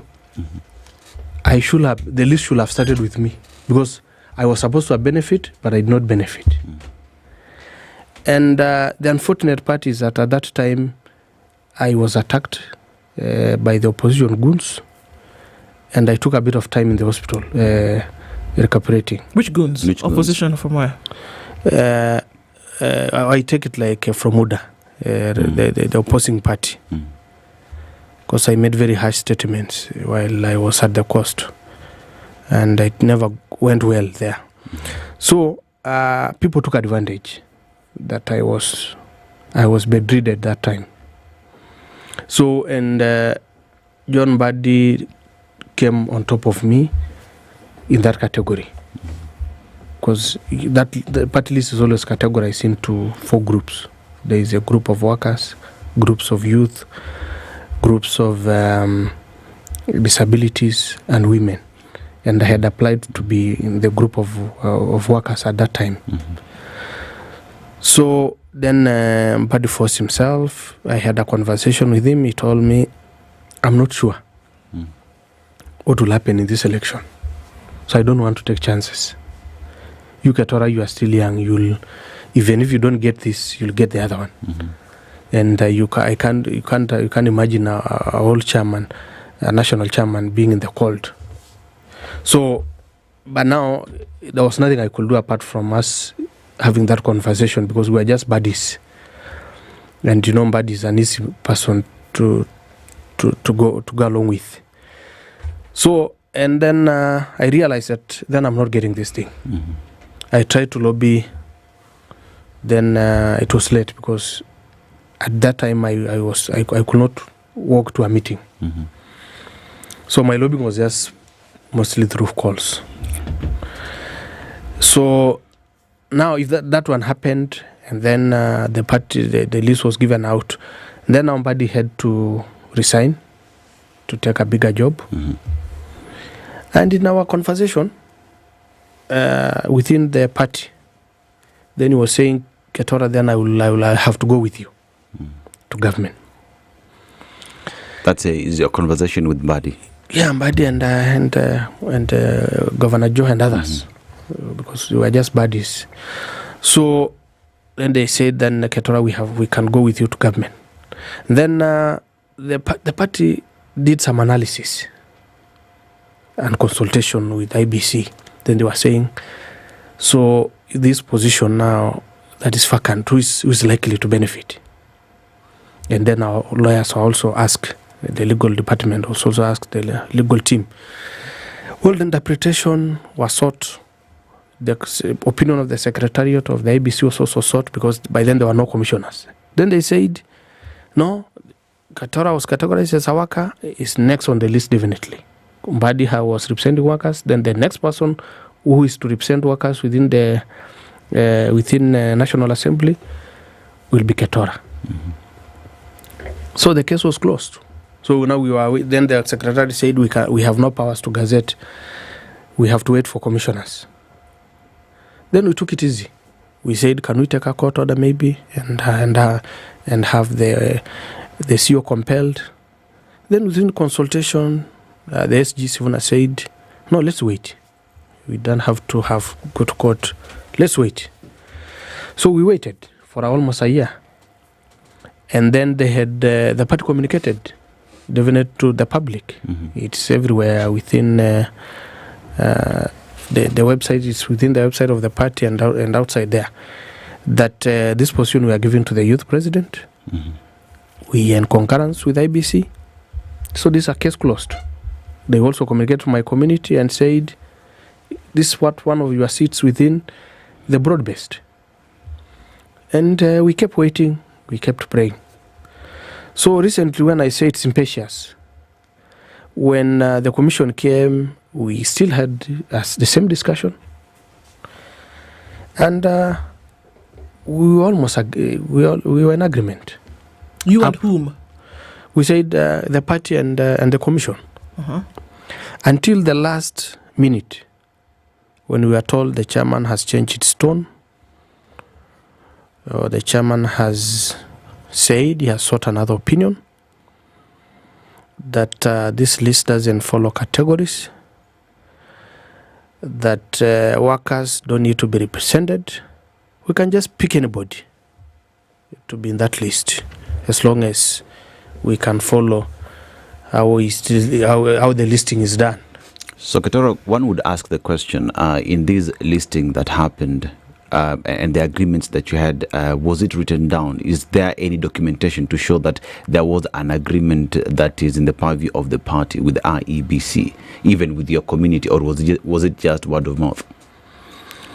No, I won't say there was an agreement, because even in political parties, those agreements sometimes they are unnecessary. What is more important is a will. So I will say that indeed the discussion was content, pragmatic, And we never saw a big deal with that. But I want to say that what perturbed me most is now when the chairman had to disregard the communication of the party.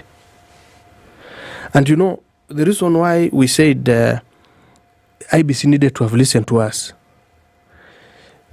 once you give out a list and it takes like 2 years, when that list is still deposited there, people do change parties. Or even if you don't change a party, then people they just decide to be inactive because you have lost hope. For my friend like Kipchumba had lost hope completely. And he was very dormant and very inactive in party as long as party events were concerned. So it was imperative for the commission to have listened to the party when the party said, we are giving out Ketora's name with the following reasons, including the quoting out the constitutional regulations. So, Ketora, was it the party's position to have you? Yes.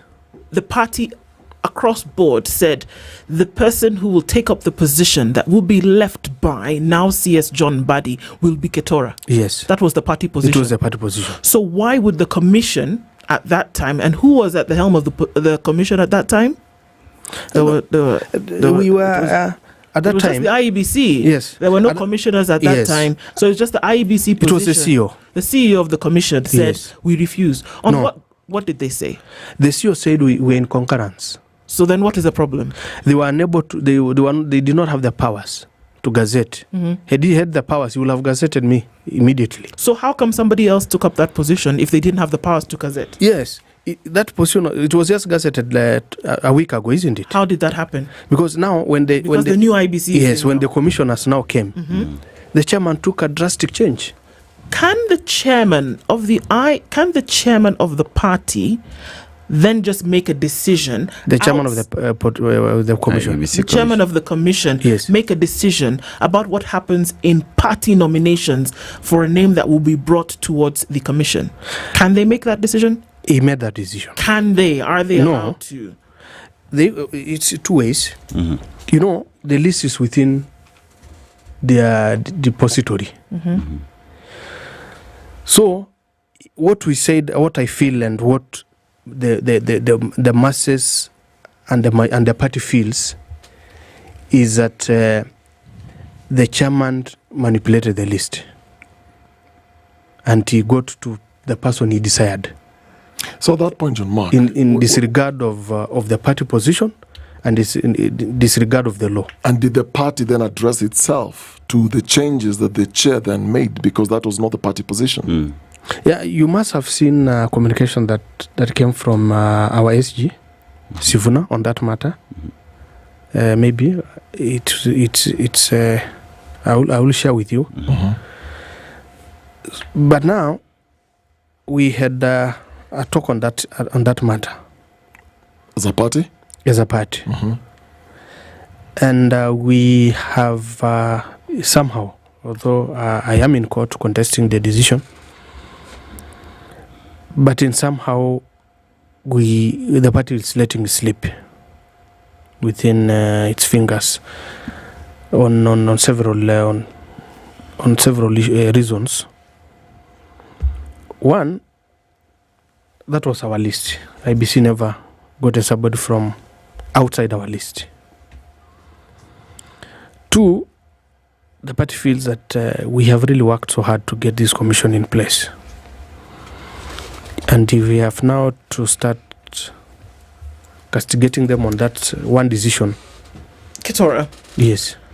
How did the commission of how did the IEBC get different names that they would then gazette, and that individual then takes up the position different from what the party had requested months before? There has to have been some kind of party participation in that, was there not? The commission did not pick names out of a hat. Those names that they then gazetted were given to them, were they not? Yeah, those Who names gave were them? those Who names were gave- given. Who gave the commission the names? Yes, that list was given in 2022, before 2022 elections. By whom? By the party. Did it have your name on it? Yes. There is now somebody else sitting in that position. Yes. Who gave that name to the commission? That guy was in the list representing disability. But the position was supposed to go to Ketora. Yes, Awaka. And that is the party position. Yes. How did that change then at the commission level? That's why I'm telling you, I have taken an issue with the chairman. Because he Of the decided, IEBC, yes, and not of the- with your party? Not with my party. The commission cannot just decide to say, here is a list, and we have said that this is what the party has decided, that Dennis Aseto will be the one who sits in the position should there be a swap. In this case, which there genuinely was, now CS Mbadi was in that position. We have said that Dennis Aseto be in that position. Then you think that the commission has the purview to just change without any kind of party intervention? Yes. They can do that? No, for this case, they did that. And I'm asking why and who Yes. allowed them to. If I've just done a little checkup on IEBC's position on the same, and IEBC says I defended the process, stating that it used the original party list submitted in July of 2022 following Section 37 of the Elections Act and relevant regulations. It further states that its decision prioritized gender and list order, landing on Harold Kipchumba Kimuge, the next eligible male nominee in ODM's list, regardless of category differences. However, if you look at what Sifuna said, ODM Secretary General Edwin Sifuna formally wrote to the IEBC chair on July 29, 2025, urging the degazettement of Harold Kipchumba Kimuge and advocating that vacant seat be awarded to John Ketora, the Youth League. So your problem is with the IEBC. Yes. No. I think kuna mchezo ya town. Yeah, that's what I'm asking you. How did IEBC just decide that they were going to do this? Now help me. Help me to tell me where you feel that kuna mchezo ya town within the party. Let me ask the question. Upon Because, the decision to have Kipchumba Kimuge get the nomination seat, did the party officially write to IEBC stating that the next person in line is John Mark? Yes. I can read for you. You have that letter with you? Yes. I have the letter with me. I don't know whether I have the time to read. Maybe in a minute. Yeah, just. So if there is a letter from the party to the IEBC, how then does the IEBC decide On otherwise? its own to make a change. They don't know what happens in party processes from Adam. So why would they make a decision on their own? There was no and I'm asking the question again, that there was no party involvement at whatever level. It is very clear that the Secretary General came out and said, no, this is what we had said before. So if he comes and asks for the degazettement of something, then something happened before here that Kipchumba was put ahead of Ketora. Who gave that suggestion? So according to the letter here, actually the letter says in accordance with the provisions Article 1997 of Elections Act 2011, the relevant list submitted the party to the commission pursuant to the Section 35, and we hereby submit Mr. Ketora Antira Ketora to be allocated the vacant seat as the male member of National Assembly in the place of Honorable John Mbadi Ngongo. That letter came from the party. That came from the party, as signed by Edwin Sifuna, the Secretary General of the party. That's the letter. So, what happened underground? Yeah, so that's why I was telling you I will want to exonerate the party kwa mchezo ya town and put the whole blame to the commission, and not just to the commission, to the chairman of the IBC. And that's why I told this Kenyans. new chairman, the one who's not even got his feathers dried yet. With all the facade of his grant here, I have warned Kenyans recently and told them, this is a commission that is vulnerable for manipulation. And to me, I feel, I had sources, reliable sources within the commission that even told me a day too that this guy has changed his tune and this guy is getting to be talked to by bigger powers And this thing has taken a tribal angle. So, and I thought that maybe these guys were just giving a wrong alarm. Ketora, Raila Odinga is in the broad-based government, and this is one of the issues that you would raise with him to be able to talk with his brother William Ruto. Have you raised it with him? Yeah, we have had, let's say, a very honest conversation with my party leader. And what my party leader told me is that, Ketora, you'll always have my support. You have always had my support, and you'll always have my support. And I'm very sure he's not involved in this. I will tell you. But bigger guys are there within our broad-based. Played some monkey business to have one of their own. Are there any bigger guys than those? Ketora, just think of it because this way. how will you find a chairman disregarding all this communication? And the point is, Ketora, and having workers now left without any representation from ODM side. Within. I mean, Ketora, if you're to just take a step back and just look at all this, it simply beats logic why a chair will be so keen and interested in getting rid of a name and a list of names, putting another, unless there are interests that he's serving. And you, as you said, you had inside sources within the commission that were telling you, Majina in Abadilishwa, so there are bigger powers. Could it be these bigger powers are also within the party itself, but in the public glare, they will come out and say, no. You know, this is our position, this is our original list. But behind the scenes, there's a big flashlight and we're shining on something this morning, John. Aaron, when Aaron saw this poster yesterday, last night, he made a call to me and said, my brother, to me, I will have no interest of taking your position. But guys within the party gave me that position. So, but I did not want to take him seriously, being my content on that, because he might also want to be trying to set me up. Okay, well, I think necessary. I think it's necessary for us to then look that perhaps it's true. Mkwama, just looking at some comments here, that perhaps the call is actually coming from inside the house, and you need to ask yourself some questions in terms of what's going on. Which is why we led the conversation in. What really is the game that plays when we look at party nominations? Could there be something else afoot here that maybe you're not aware of? Yeah, I don't want to close I don't want to close any window or any ventilations, because I could be fixated on the commission. But maybe there was also somebody who played a game. But the good thing, if somebody did it within the party, it will get to be known. And it's going to be very embarrassing for such an individual. All right. Well, thank you very much for joining us this morning. There's a lot that needs to be unfolded here for sure. And indeed, maybe the call is coming from inside the house. John Mark Ketora is the ODM Youth League president, has been here with us this morning. The nomination matrix is not fun. There's a lot that happens through it. We wish you all the best, and we see what happens as we go into the future. Asante Sana for being here this morning at 8:01. Good morning. Thank you too. Have a blessed you too. week. Okay.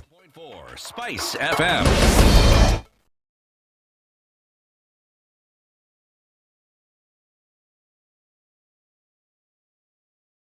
Good morning, this is the News Wire. I'm Leah Ubaga. Now, police have arrested Victor Kimani, a key suspect linked to a notorious phone theft syndicate operating within Nairobi Central Business District and its surrounding areas. Kimani was nabbed in the CBD while tampering with the IMEI numbers of stolen phones in an attempt to conceal their identity. He led detectives to Intermark Business Center, where two of his alleged accomplices, Marvin Wangundo and Jeremiah Njoroge, were also apprehended. A search led to the discovery of 71 mobile phones and 7 computer items. The suspects are today set for arraignment. And moving on, at least 8 police officers were injured in an explosion that hit their vehicle along Banab's Yumbis Road in Garissa County. Police authorities said the group was traveling in a police mine-resistant ambush-protected vehicle in the area last evening when the vehicle ran over an improvised explosive device. This was after the team from the Border Patrol Unit had been ambushed and engaged in a shootout by gunmen believed to be members of the Al-Shabaab militia. The attackers had laid an ambush and the IED. A second Land Cruiser with more personnel arrived at the scene to rescue the colleagues who had been trapped in the damaged MRAP. They were rescued from the burning vehicle and rushed to the hospital with serious injuries. They were later evacuated to a local hospital for attention ahead of a planned further evacuation to Nairobi, according to police officers. The Independent Elected and Boundaries Commission has been urged to hasten the process of announcing the official by-election dates. Now, DCP Deputy Party Leader Cleophas Malala says this will enable aspirants plan themselves accordingly. The IEBC to live by its words. Last time they addressed the press, they assured the nation that they are going to give us a date in a week's time. Up to today, IEBC has not given us the dates for the by-elections. Malala further alleged that the ruling UDA party is interfering with the IEBC to manipulate the results of the by-elections. We are aware that the ruling party is trying to push the dates further because they are not ready, because they have done a survey and realized that out of 22 by-elections, there is none that they can win. And therefore urge the IEBC not to be dictated by the ruling party. IEBC is an independent commission, and therefore it should execute its mandate independently. And finally, a former member of County Assembly aspirant in Embu County was allegedly shot dead yesterday during a dramatic jailbreak attempt in Embu West Sub-County, which also saw another suspect escape. Swale Abdallah, popularly known as Oswando, who contested the Kirimari ward seat on an ODM ticket in the 2022 general election, was shot and killed in the Gatondo area while attempting to flee custody with another inmate. Embu West Sub-County Police Commander Vincent Kitili confirmed the incident occurred as the 2 detainees were being transported from Siakago Law Courts. The suspect reportedly sprayed pepper at officers inside the prison van, causing temporary blindness and chaos. That's the News Wire. I'm Lea Ubaga.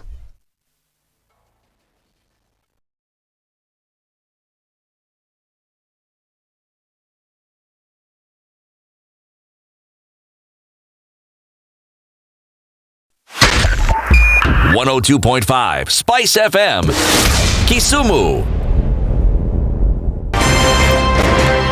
If we just gloss over issues and hope that time heals, then we might find that in generations to come, we might be back at the same situation. And the whole thing is born of stolen elections. Spice. When it comes to the decisions you make, you must be independent.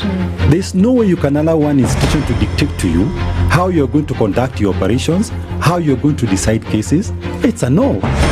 When you weaken the institution to the point where they cannot take action, then you realize that politicians have to come up and now start dealing with the issues. That conversation has to die. Our politicians do not like the hard stuff. We must insist on the path of doing things right, whether popular or unpopular. Money changes hands.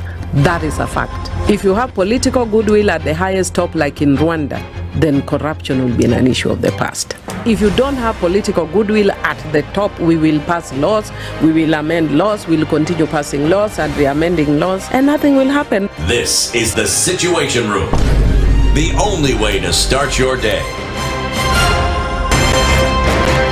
One of the things that are ailing our country is negative ethnicity.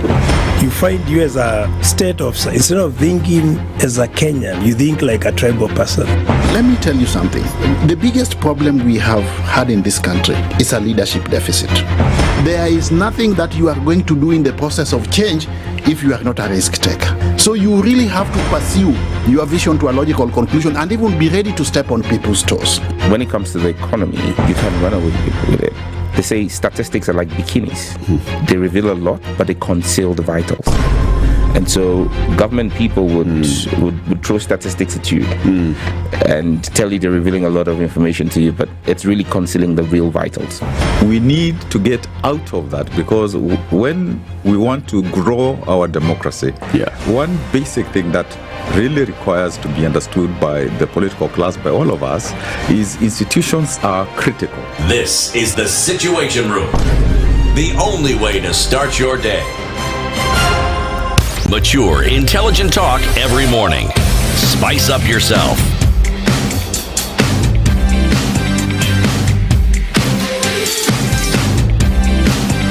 Mornings done right. 94.4 Spice FM, Nairobi. Very good morning. It's 8:08, and our conversations continue at this hour, but we're connected and we're doing everything that we need to do on this big internet. You know, they say opportunity comes once, and you take advantage of an opportunity once you have it. So Safaricom gets you connected with very, very good speeds. Double the speeds at 25% discount for any plan that you decide you want to take, whether it's bronze, silver, gold, and diamond plans. This is for new customers. So you want to get connected with Safaricom Home Fiber Internet connection. The welcome package comes with a free router, free installation. Doesn't matter where you live, they will come to where you are and get you connected. So whether you want to do gaming, you want to watch your movies, you want to actually stream the matches, the ongoing CHAN competition, you want to work using high-speed web browsing, dial *400#, get yourself connected, or visit my Safaricom app today. The offer is valid between now and 31st of August. Fantastic. Because we are where? Yes, we are home with Safaricom Home Fiber. Fantastical. We're learning what to do with our wealth. You've been drumming it in. So today, now is the time to register, right? After that, how do we protect this wealth? But then again, even after making this wealth, how do we ensure that this wealth continues to grow and that we pass it over to the minions? You know, that will be Okari Junior, Aseto Junior, Professor Junior, Ndu Junior, you know, and it's all about the legacy that you're creating with this wealth. And with the Standard Chartered Priority Banking says that they go beyond the numbers. It's not just about the capital that you have an estate. They come through and talk to you about estate planning, you know. So ensuring that your wealth transfers seamlessly while also preserving the values you hold dear. So it's a question where you're no longer in the picture, but the bank will ensure that this wealth is transferred seamlessly, that the values you hold continue to be there, so that it's not about when Okari is big about security, that security stops existing because you're no longer there. They will ensure it continues to be there. Now, in a world that is constantly shifting, what do you have to do? You have to adapt to these changes. And what changes are we talking about? Every July or June, you know, KRA comes with the new taxes. You need to adapt to that. You know, we talk about economical, political, every electioneering year. You need to think about how your business will survive through all that. Standard Priority Banking is there to hold you down, hold your hand, and ensure that your wealth continues to grow on a daily basis. It's more about financial success. It's about sustained intentional wealth. Start your journey today. Email wealth.ke@sc.com, because if not now, then when? Now is your time for wealth. Now is your time for wealth with Standard Chartered. Send that email today, and let's get into a conversation for this morning, and necessary that we do. Annette Nerima is the Kenya Human Rights Commission Program Manager for Inclusion and Political Justice. Annette, good morning. Good morning. How are you doing? Good. Good to see you again, and karibu. Asante. Professor Fred Ogola is an economics and governance expert. It's been a while since he's been here. Good morning, Prof. Morning. I'm wondering why it's been a while. We are here. We've not moved. How do I miss situation room? I'm the situation itself.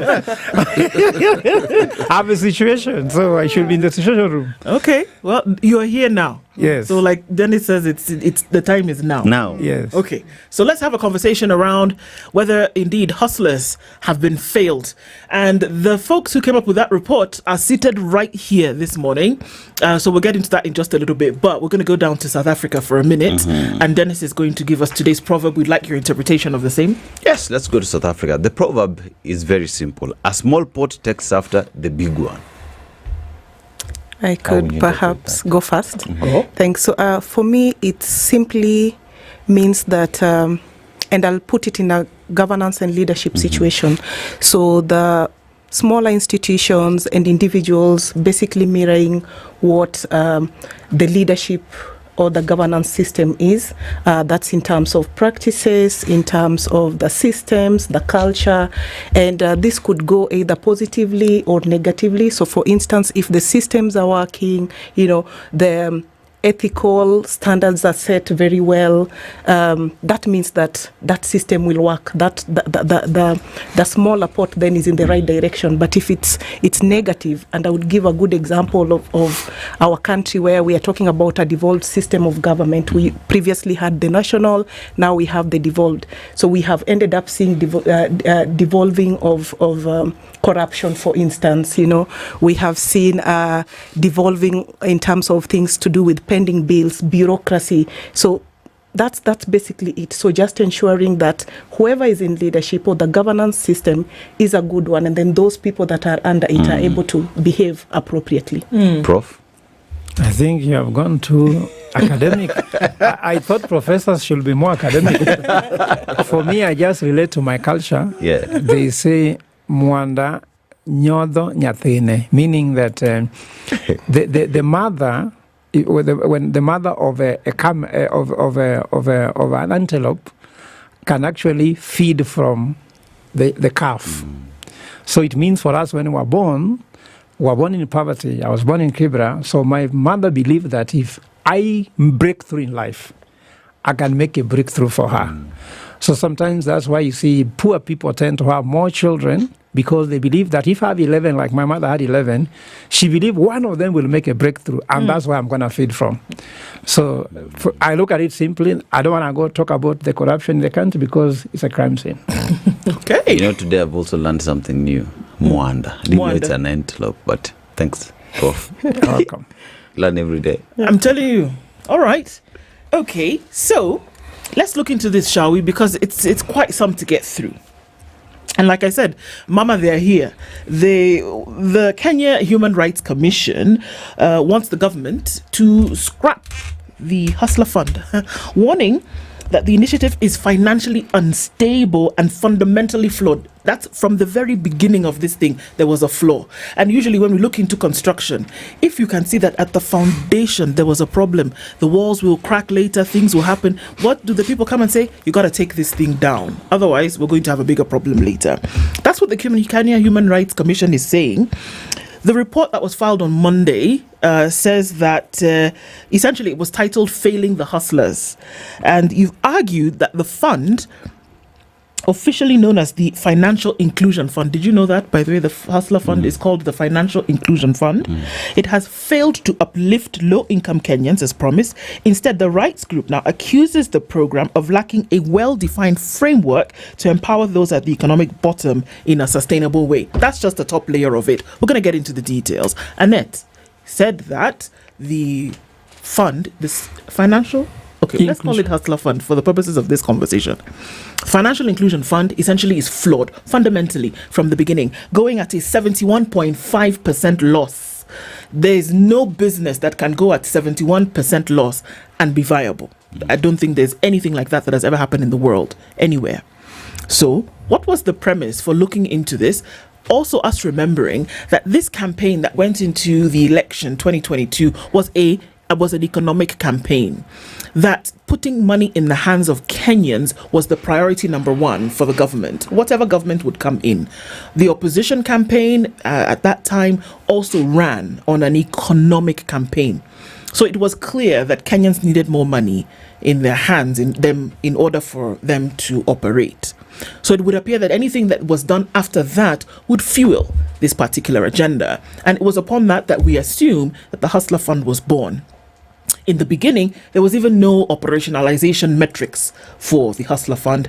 There was no framework, so the selection of the operation could not have been done. All of those things came into play. But Annette, from where you're coming from, it's a lot more than that. What's the a lot more? Thanks. And I think it's important that we also look at the genesis, because for this particular study, we looked at the Hustler Fund as a case study. But Hustler Fund cannot be looked at in isolation. So we have what we call financial inclusion.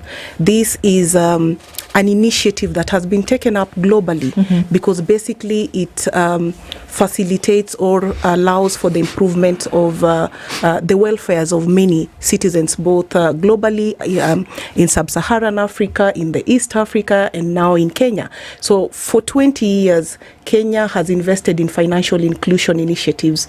So it's not that Hustler Fund is the first one, and we've had funds such as the Uwezo Fund. We have the Women Enterprise Fund. We have the Youth Enterprise Development Fund. All those are financial inclusion funds. Then one would ask, why are we coming up with the Hustler Fund?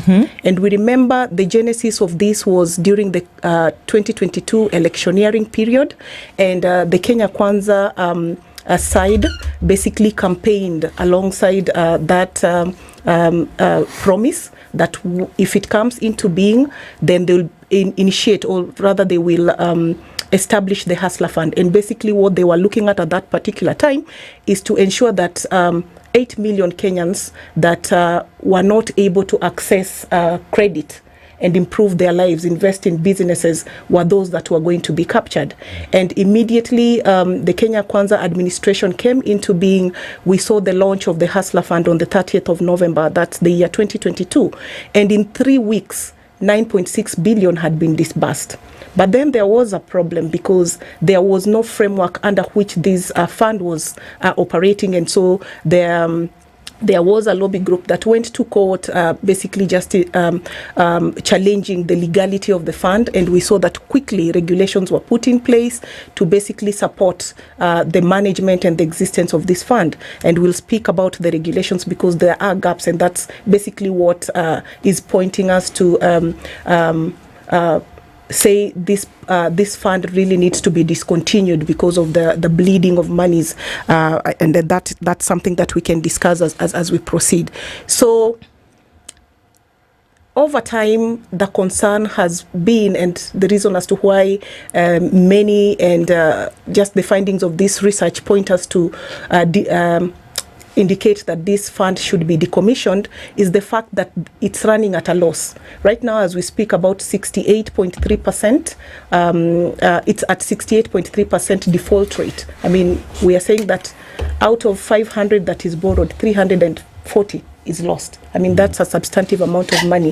How is it supposed to be running?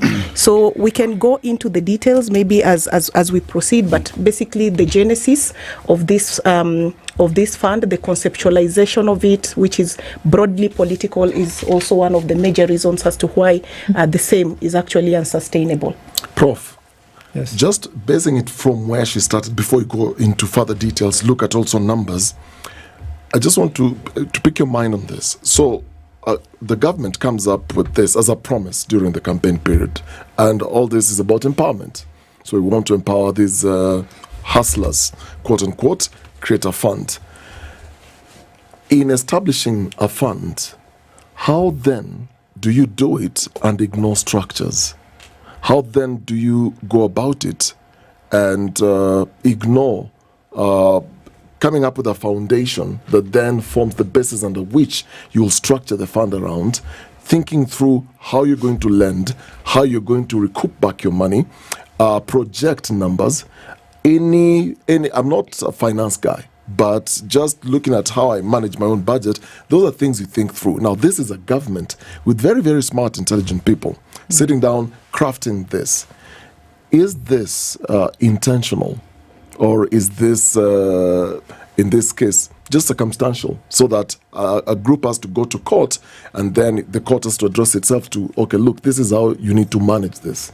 In your opinion, is this intentional? Yeah, first of all, let me tell the Kenya Human Rights Commission that they are doing a postmortem.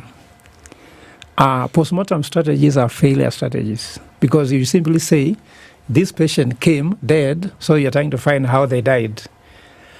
When Hustler Fund was launched, you say a lobby group, yours truly is one who went to court. And I saw it before it was launched. And we were with you here. when we had gone to court here with my other fellow lawyer. And I said the issue was the structure. And I would say that even if you want to discuss Hustler Fund in isolation, you cannot discuss it without looking at how did William Ruto begin ruling the country as Kenya Kwanza hero state. You can say that all signs were there. He has one ways he did things. Without structure, he launched Sha. You see, what are the issues there? This was Ruto's maiden product. In fact, that's why he was sworn into office on 13th of September, and he launched it on 30th of September in Norfolk, with all banks surrounding him. KCB was there, sharing them with governance. I was completely flabbergasted. I was heartbroken. Why? I'm a governance expert. I'm a banker. I know how this works. First of all, did Kenya government ever put money on Hustler Fund? No. He brought these banks and told them, issue this money, it will come back. Did he? Is that what you tell me? Was? Go to the consolidated fund and tell me how much money left consolidated fund and actually went. Who are the banks disbursing this money? Those questions must be asked, isn't it? You are told that if you took 500 shillings and you repaid, you also got money for NSSF, isn't it? NHIF. Those ones were there, isn't it? I ask people, do you know your NSSF number? You know, how can someone give you money telling you that the money will go to NSSF and you have no NSSF number? And reports were being done on Twitter, on Facebook, on Instagram, and on TikTok. There was no governance. I went to court and said there is no board in office. The appointment of board violated the Public Finance Act. So everything was wrong. And you could see when he launched SHA, the same thing. HELB, the issue of mean testing, bands, band 1, band 2, there was no even way to come out with those things. You go again to how the thing was done, the fertilizer was issued, the fake fertilizer. You go to everything, affordable housing, how money was being collected. Now I'm being told the house levy is being used for building a market. There was no structure to anything, if I can tell you. So the second thing I can also say, which I'm very unfortunate to say that, Hustler Fund cost me my job because as a professional, I was a professor in Strathmore by that time. I came and said that the bottom-up economic model has never worked anywhere. It is not working anywhere. It won't work here. And now you have seen it. From 2022, when I said it, it's not working. If it's working, tell me how the economy is doing. And what is happening here is that Kenyans, so far, don't want to listen to the voice of professionals. When you say something, they ask you, that's a Luo. Yes, he's supporting Raila, isn't it? This is hogwash. We want people who can be allowed. Why is the US where it is? Harvard professors can speak, and they say, hey, that guy is an economist. He's spoken. I'm an economist. I'm a banker. I've been helped to write for India, when I was working with the Reserve Bank of India, the route to financial inclusion. A book being used by India as we speak, isn't it? My Solomonic Economics, which was right here being discussed, is being used in Rwanda, how to build a global financial center in Rwanda. When you speak, you're being seen as your tribe. No one sees the professional mind in you. Why do you educate people so highly? Kenyans are so highly qualified, but their literacy level has no correlation with GDP development because their head is not being used on productivity. You listen to some Kenyans who are very brilliant in government, they are now speaking propaganda. You hear someone who is so qualified, he has given his right to think. You know, you have two important rights. Right to life, most important. Second one is right to think. If you give up your right to think, you are very unfortunate. Because of what? A philosopher by the name René Descartes says, cogito ergo sum. I think, therefore I am. Meaning when you stop thinking, you are not existing. How many people are thinking in Kenya? It was banned by people in governance. So we went to court and challenge this because of this professional voice. Let me end by saying the following. This is going to answer your question clearly. I'm an economist, so there are two different ways an economist can empower people, isn't it? There's what we call affirmative action, and the second is called structural economics. Affirmative action is identify one person and give them money. Like, You see what's happening with the Wijo CDF. You pick somebody. The issue of this fund is given by MPs for education is called what? CDF? No, it's not CDF. The one used for paying school fees. Bursaries. You take money, somebody applies for a bursary, come to your office, you give an individual, isn't it? Those are affirmative action. You could see affirmative action in Hustler Fund. I want to give a single Kenyan money. I want to give a single student school fees, isn't it? Yet the government knows how many number of schools are in Kenya. Now they are pretending they don't know. Dennis, do you know how to know how many schools are in Kenya? Go to the National Examination Council. They set exams in all schools. They know which school, location, the code, and all details. Then the government gives you a spot. We are doing what's called, audit to know how many schools. What a joke, my brother. You're giving people money to give a report you can have in one office. You get me? So the affirmative action, for example, let me give one woman MCA. Nominate somebody to become women rep. Those are affirmative action, isn't it? They don't go very far. The second call is called structural economist, isn't it? Instead of going to identify Otieno in Ugenya and giving them fertilizer, why don't you create a structure to subsidize, not give fertilizer, subsidize the entire farming so that everybody do not come to you begging. You understand? Secondly, let me just finish. You go also to the issue of SHA, isn't it? Instead of saying I'll pay for X number of people, SHA or NHIF, just make healthcare free. Doctors are in hospital. There's equipment. There's medicine. Get it done. So this government, Ruto is so easy to understand. He has one thinking. I want to reach out to somebody directly. Kibaki just said free primary education. There was nothing like, I want to give Otieno, I want to give Wangeshi, I want to give Sijunani.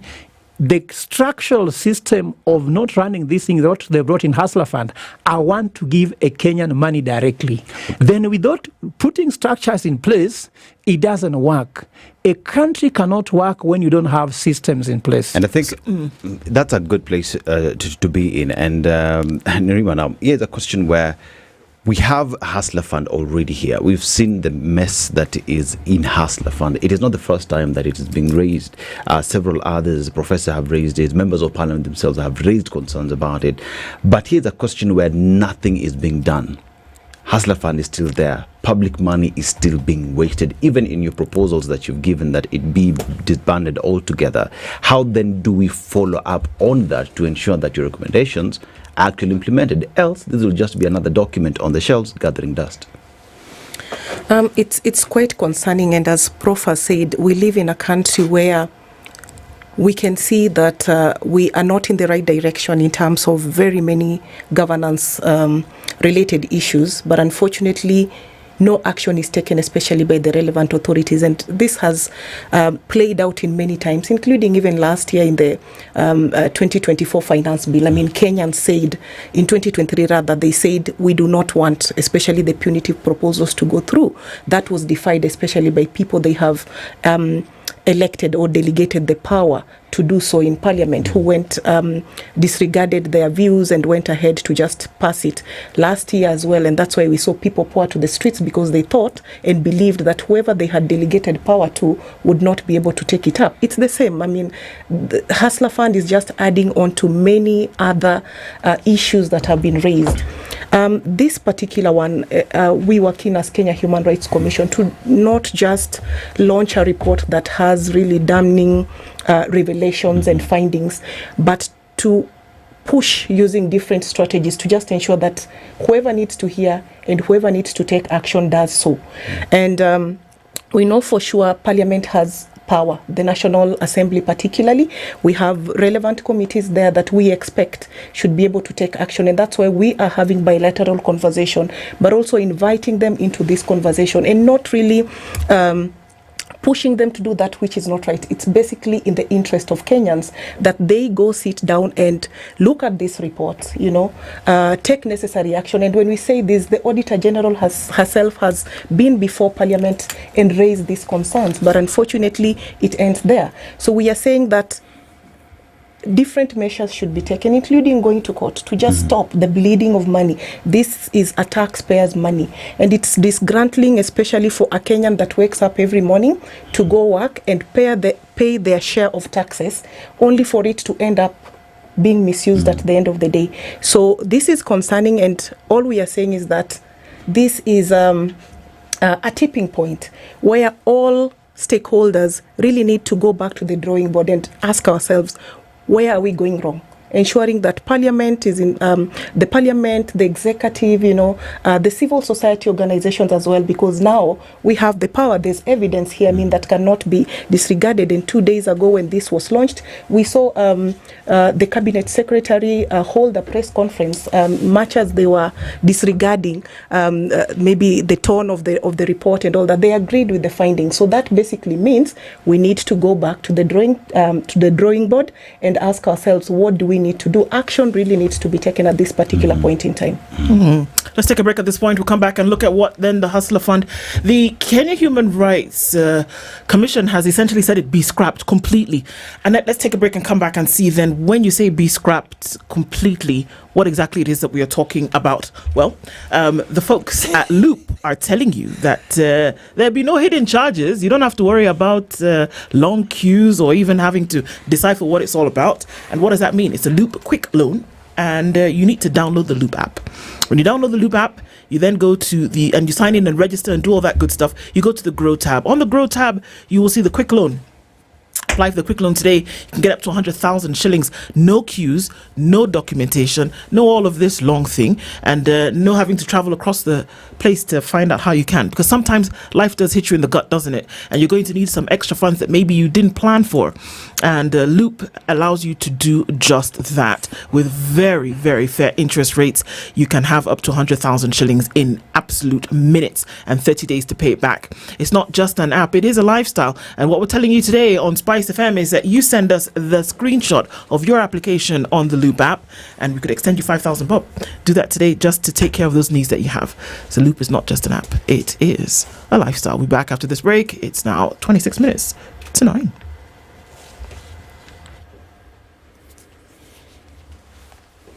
This is the Situation Room, the only way to start your day.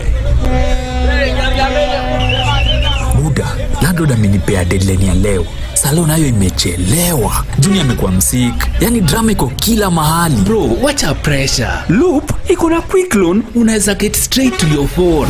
That's right. You can now sort out unexpected expenses with a new quick loan on Loop. Borrow up to 100,000 shillings and repay within 30 days. No paperwork, straight to your phone. Simply go to Grow on your Loop app and click quick loan to apply. Na imeingia. Landlord pewa yako. Stress toka hapa. It's not just an app, it's a lifestyle. Why wait? Loop it. Download Loop today. Loop is regulated by the Central Bank Mature, of Kenya. intelligent talk every morning. Spice up yourself.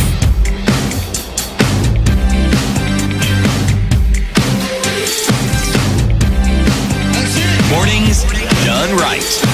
94.4 Spice FM, At 26 Nairobi. minutes to 9 o'clock, joined in the studio this morning with Annette Narima from the Kenya Human Rights Commission and governance expert Professor Fred Okoh. And we're looking into the Hustler Fund. The report that came out on Monday said a number of things, just looking into the losses that are being made by admission of the CS himself, of CS Oparanya, talking about, yes, it's gone to loss, making a clarion call for people to actually pay back the money that they had taken. But the Kenya Human Rights Commission goes a little bit further and says, you know what, the fundamental flaws, we're not even asking for a fixing of that. You're saying scrap the whole thing.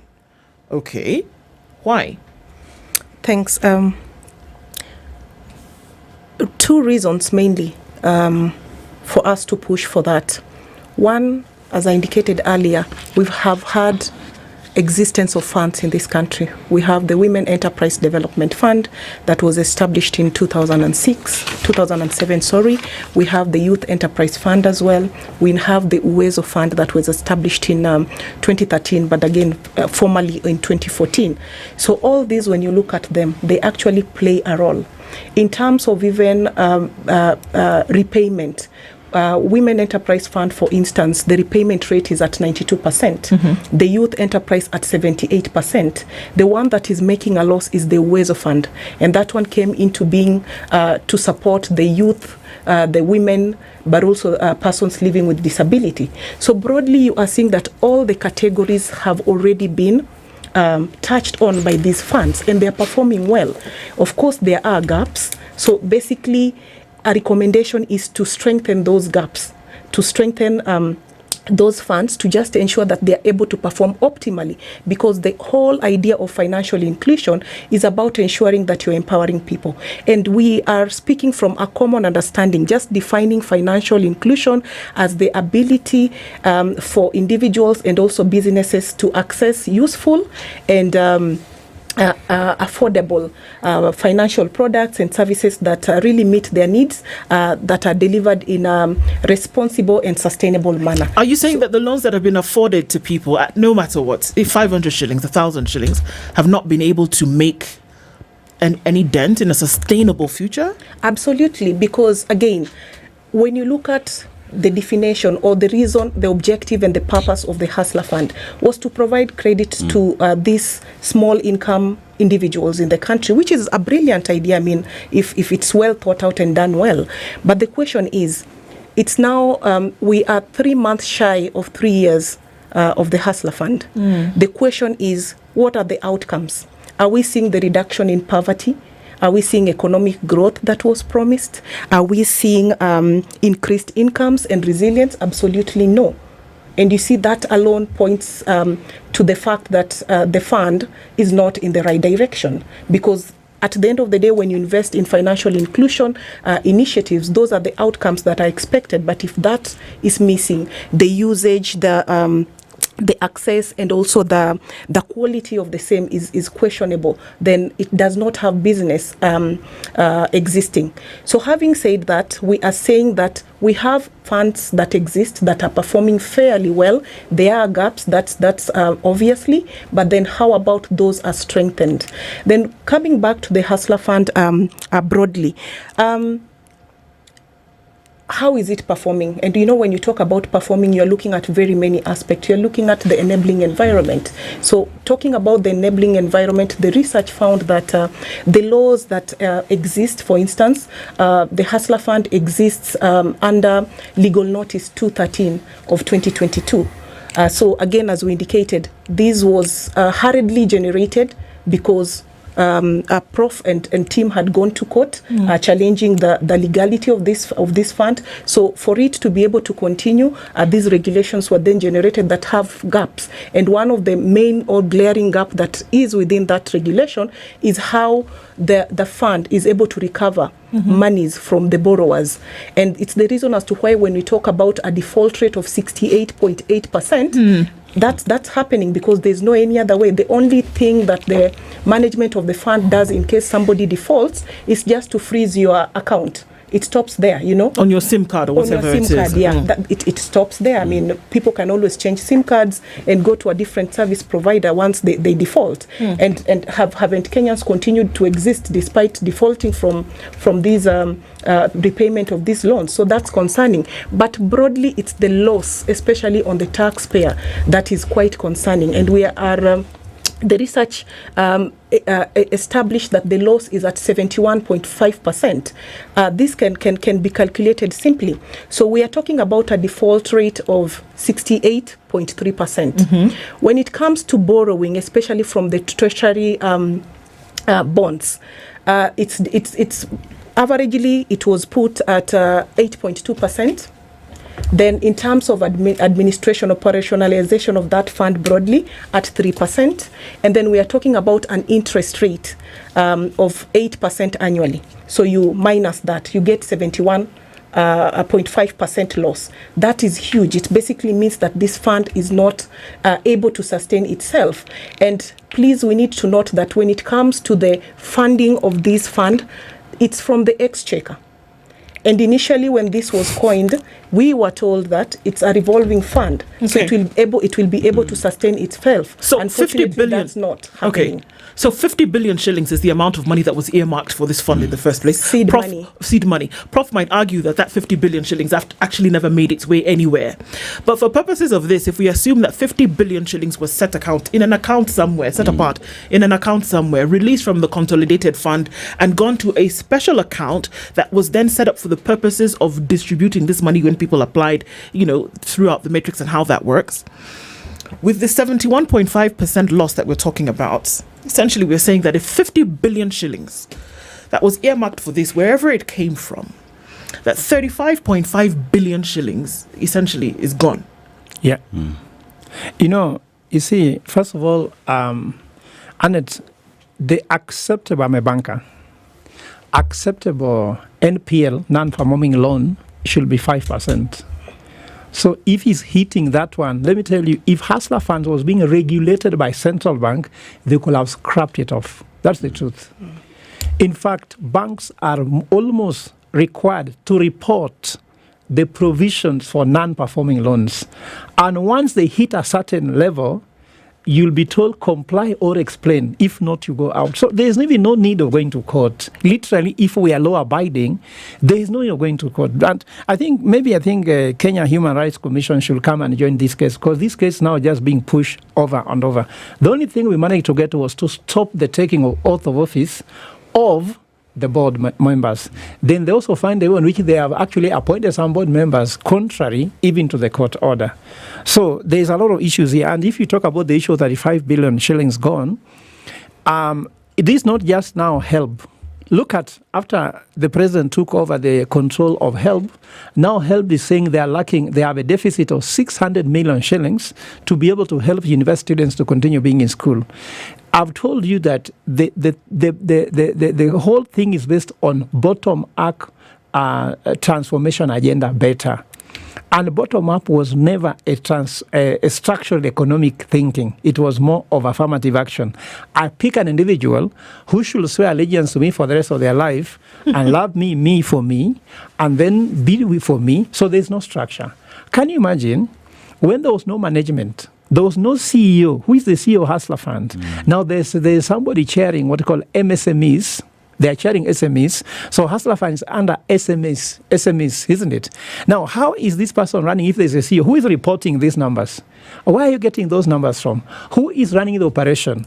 Should you give your money to Hustler Fund? Dennis, which office can you go now if you lose your money?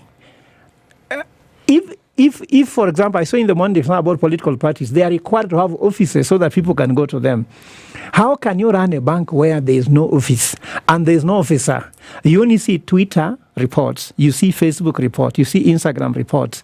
The structure was really wrong. And I'm sorry if you think about members of parliament. This is a failed institution. I'm sorry, because the weakest link in governance in Kenya is parliament. Even for them to allow the Hustler Fund to go through, there were violations in the Public Finance Act. What have they not changed against Kenyans? For example, when people went for house levy, they went and passed a bill and act to go against the very thing. Parliament has even accepted unconstitutional bills that we have gone to court to challenge. They pass a budget unconstitutionally. The bill they pass were unconstitutional. You are looking for members of parliament. If you want to understand, and I do a lot of research, go to the committee in parliament on environment. No one has expertise in environment. You go to a committee on parliament on security, the chairperson says shoot one leg. You hear that?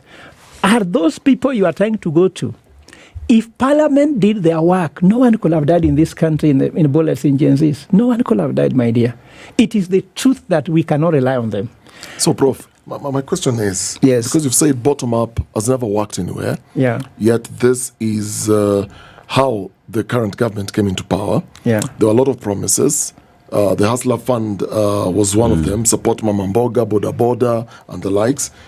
Do you believe this initiative, this particular on the Hustler Fund, plus the other initiatives that have existed before Kenya Kwanza took over power, because they are similar initiatives. Yeah. Do you believe, as an economist, looking at all these initiatives, one, are are they sustainable in the long run? That's one. Two, are we then building a dependency economy? Because we are saying, look, we have gotten to a point where we don't have any working structures whatsoever. And so because we won't work hard towards ensuring we have structures, let's create these revolving units or these funds. And therefore, what we are essentially then doing, we are creating a dependency. And it's becoming perennial every election cycle. Yeah. First of all, the current economic structure globally, but even in Kenya, is based on three bad things. One is extremely exclusion. There's a lot of exclusion in the finance. That's why the financial inclusion, we cited that bill, was a very good idea. How do you include people?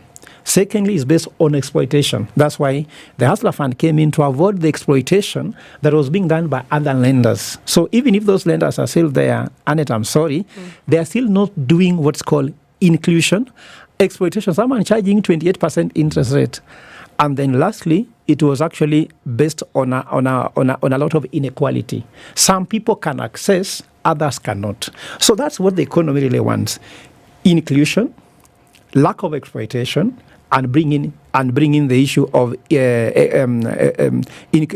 removing exploitation and bring inclusion. Now, if you want to look at this thing, how you need to address it, let's say you had 50 billion shillings at the head of state. What is the problem, Mama Mboga? You go to Meru, somebody has bananas that cannot reach Nairobi, isn't it? As a structural economist, give them route to market. Some people just want to market, don't want your money. Because if you give me 500 shillings, which business can I start with it anyway? Because they were supposed to use to start meaning. Look at how the bottom up was meant. I give you 500 shillings, you start a business, then you begin paying taxes. Now, since they did that, how many businesses have joined the tax-paying bracket? If there are more, why are you not collecting more? And if you are collecting more, why is the economy not growing to the speed it was growing? So the point is that it was wrong from day one. The intentions were written by an expert, isn't it? Professor Njuguna Ndungu is a very renowned economist. We worked with him. I know him. The writing was good. The implementer maybe wasn't honest.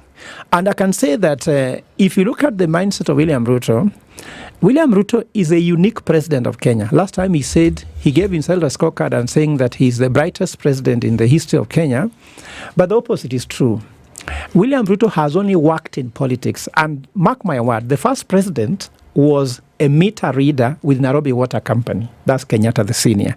The second president, Moi, was a teacher in Kabartonjo. I can quote where he did. The third president was an economist and a lecturer, Mwai Kibaki. The fourth president was a banker at Kipande House with KCB, isn't it? Show me which company William Ruto worked in apart from politics or Youth for Kanu 92. None. He said he's been a successful farmer, though. No, bring your records. Which farm? What is the name of that farm? What's the turnover? He says he was rearing chicken. Bring the turnover of that chicken farm. All of us do farming of chicken, so we are foolish businessmen. We can't make it. What I'm trying to say is that. Look at what I'm trying to say. With that, he does not recognize what are structures. You work here in SpiceFM. There are structures. Even to get me here, I cannot just walk in, isn't it? There's a structure. There's somebody reporting to. There's a framework. There's a board. There's management, isn't it? There are reporters, there are editors, there are people doing commercial, and those structures are there. Does he know them? If he knows them, maybe by reading. But does he know them by experiencing them? I've been a professor. I've received a warning letter somehow. Even you, maybe somewhere you got a warning letter or you got a disciplinary action. You know what it means to follow the law. Did he ever go through them? In Youth for Kanu 92, who was disciplining people there? So you leave Youth for Kanu 92, you become an MP, then you become a minister, then you become a deputy president, then you become president. Do you know structures? So for him, those structures don't exist. He's the one who exists. And this has been very consistent. So Annette, let's assume, with this report and what Prof is saying, let's assume Hustler Fund had structures. Would it still be working today? Would you give it a good scorecard if it had structures? When we started the conversation, we said the whole idea is great because we would love to see that every Kenyan is meaningfully participating in the economic growth of the country. Everybody is enjoying that. So, and in our conclusion, a flawed structures is one of the issues that we are raising, but also the issue of economically unsustainable and also politically compromised. So structures are critical, but it will go beyond the structures to also look at the other, the economic side of things and also the political side of things. But structures are quite critical, and when you talk about structures, we are looking at the laws that exist in place. So for instance, as I indicated, this fund is supported legally by the regulations, but the regulations have really glaring gaps, and one of them, we were talking about the recovery of those funds as well. But then when you still continue looking at the framework, and a good example would be in terms of even how the management of the same is happening, because that happens within a legal framework. So for example, if at all I'm to borrow today 10,000 shillings, so you borrow 10,000 shillings, you are told 5% of the same will be held. Okay, so 5%, so 70% of 5%, that's about 350, will go into long-term investment, the pension aspect of it that we were talking about, and then 30%, that's 150, will go into the short-term investment. Then at the end of the day, you are only able to get 9,500. So then the question is, how will I access, for instance, my long-term investment? As Prof was saying, how many people even know their NSSF number so that eventually they can come and get this money? That is not clear. And then when it came to management, again, the other thing that we were seeing is that monies will be received from the exchequer through KCB and Family Bank. Okay, and those are accounts managed by the Ministry of Cooperative and MSME. Then again, we have these telecommunication institutions, the Safaricom's, the Airtels and the Telcoms, that are facilitating the lending process. So you'll see that at the face value, the Hustler Fund, the interest rate seems very favorable and affordable. But then Safaricom will not give you this money free. It will come at a cost. So when you compound all this, it's not that it's as cheap as we may want to see it, but broadly all that is within a framework. So we are saying at the end of the day, flawed structures is quite a concern, but it will go beyond that to also look at the politics around it. And I think broadly it's the politics that is quite a problem, because from the findings and the respondents that we spoke to, they are saying we were promised. So this is basically a giveaway, and they do not see the reason as to why they are supposed to pay to repay, because again, they look at this as a reward for voting in the Kenya Kwanza administration. So they're basically being rewarded, and it's therefore unnecessary for them to pay these monies. So the politics around it, and when you look at over time, as time goes by, the revelations, especially by the documents or reports from the Office of the Auditor General as regards to mismanagement, misallocation, and monies that cannot be accounted for. So it's quite a worrying concern. So, Prof, we look at the Hustler Fund as a political promise, right? But then again, let's talk about the government that's in place and Hustler Fund being there. And one would say this is a government position and perhaps a policy. Yeah. And with that then comes in how public fund is managed. Now talk about the PFM Act. And when we talk about this revolving fund, enter the Central Bank of Kenya and how they should regulate these funds and how it is working. But to realize that all these other institutions are silent, Parliament is silent, Central Bank is not speaking, the PFM Act is not being respected, and one looks at Hustler Fund as one big crime scene that does exist in the country. And it being the crime scene that it is, and there not being a political goodwill to handle this situation, which way, Kenya? Are we going to sit back and say, because it was a promise, let's just have it continue? Or how then do we ensure that this is stopped and that right is given to Kenyans? Dennis, I can tell you they still hope this can work if there's goodwill. Whenever there's will, there's a way. And I want to say that if President William Ruto is listening to me, and if he can ever listen, there is somewhere in Mwai Kibaki's files, executive orders. As an economist who was advising the former president, we came up with a structure to execute anything that is a political promise. So it is called EMDA, E, executive order. So you were supposed to write executive order to provide financial inclusion fund and stop there. You get me? That's the president. The second person to the president in execution is the minister, M. Ministerial policy. They write a ministerial policy on how to execute the order from the president. The third one is MD. D is departmental framework headed by the PS. So the PS writes an execution framework on how to implement the financial inclusion structure.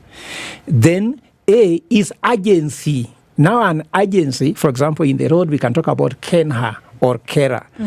Can now, or Teachers Commission in Education, now comes up with how exactly now to execute that.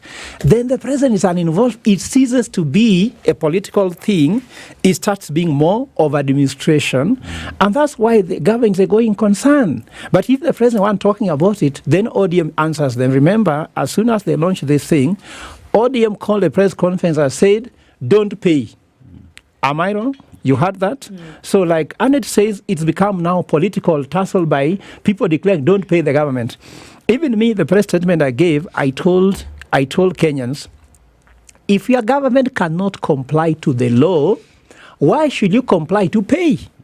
Because you see, I'm a banker, we are being told that when you are giving someone any loan, you want them to comply, you must comply first. Dennis, you can't go home and pass a law on how your family should run and you're the one not complying. Actually, you're even passing a law that has not passed the compliance of the family. So for me, there's a structure for this. And I'm sorry to say that the problem we have in Kenya is that people don't want to follow what needs to be done. And I want to end by saying there are 3 government manuals. This government should not be run as guesswork. First, Constitution of Kenya 2010 is a manual. Tells you how you need to do things. Secondly, laws passed in Parliament. Those are manuals. And then the last 3 are policies made in ministries. When you have a manual how to do a phone, why do you guess? There have been funds before. Why do you want to invent the wheel when the one inventing is worse than the current one? Fire was invented in a long time ago. Why do you want to invent another fire which cannot burn meat?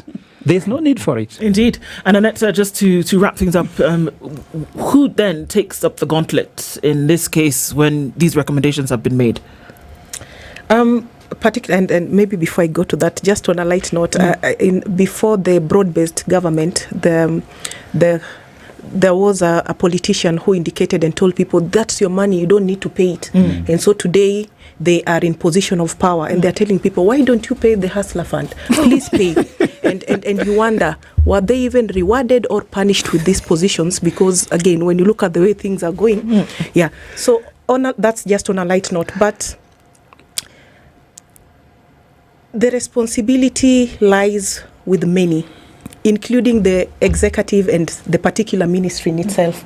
And I think for me, even what we saw 2 days, like in less than an hour of the launch of the report, a press conference has been called, media has been kept for close to 5 hours because it's not clear what we even want to say, but we just want to react that a report has come out. That says a lot, that we are happy to defend even that which is not right. And that's quite concerning. As Prof has said, the political goodwill, if we had it, especially from the executive and from parliament as well, things would be in the right direction. Indeed. And so as we close, and it's because of the lack of political goodwill that people are forced to go to court to compel relevant institutions and individuals to do that which is right, a case that should not be in our country.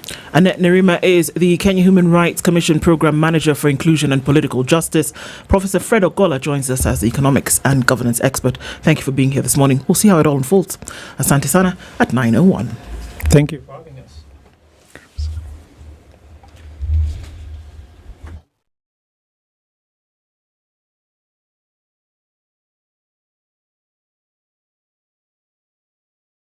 This is the news wire. I'm Leah Ubaga. The Higher Education Loans Board has rolled out an 80% penalty waiver for loan beneficiaries who settle their outstanding arrears in full in a renewed effort to recover billions owed by former students. In a public notice, HELB urged loanees to take advantage of the offer, stating that repaying their loans in a lump sum would grant them significant relief from accumulated penalties. The waiver applies only to those who pay their full arrears at once through the HELB portal, mobile app or USD code *642#. The announcement comes days after the government increased funding for higher education, raising HELB's annual allocation from 36 billion shillings to 41 billion in the 2025-2026 financial year. Education Cabinet Secretary Julius Ogamba said the move was aimed at ensuring all eligible students receive financial support and that no one misses out on education due to lack of fees. We'll persuade Parliament, we'll persuade Treasury and a supplementary 1 or supplementary 2 to get more resources to be able to cover the students. We're also encouraging HELB to collect more. The student-centered funding model is to ensure that we leave no student behind or no student misses university because of the background where they come from. So support us in that, pass the message and ensure, and we're encouraging each and every student to apply. We will go out of our way to ensure that when we confirm that a student is vulnerable, we will look for resources to ensure that they are in school. No student is going to be left to be out of school because of resources. And still in education matters, stakeholders have renewed calls for the establishment of an independent professional body to regulate the teaching profession, saying the current arrangement under the Teachers Service Commission is no longer effective in promoting accountability and ethical conduct among educators. In a memorandum submitted to the Commission, the Education Stakeholders Association of Kenya, ISAC, argued that the TSC's combined role as both employer and regulator has led to serious gaps in the monitoring of teacher conduct, enforcement of discipline and promotion of continuous professional growth. Nursing interns whose posts were revoked have maintained that their letters of completion were certified by their university boards in order to prove they're qualified. They said that the Nurses Council of Kenya had done their work well. Initially, we had brought our documents at the Ministry of Health here for verification. They verified everything according to the demands they want.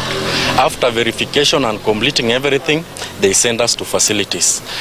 When we reached the facilities, we started working as normal. After working for 3 weeks, we got our revocation through a tweet, not even formal communication. Our universities verified us. All of us here are on graduation lists. We were approved and awarded degrees by our university senates. So upon awardment of the degree, our names are normally submitted to the Nursing Council of Kenya. The NCK did its work.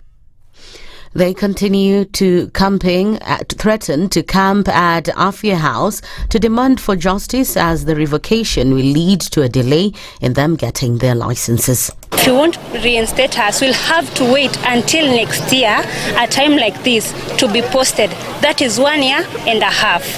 We need internship for our licensure. No one will employ us without that license. And the license comes immediately you're done with internship.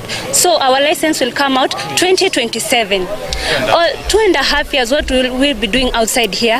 The Ministry of Health revoked the internship posting for 348 Bachelor of Science in Nursing students, citing non-compliance with internship eligibility requirements. That's the news wire. I'm Leah Ubaga.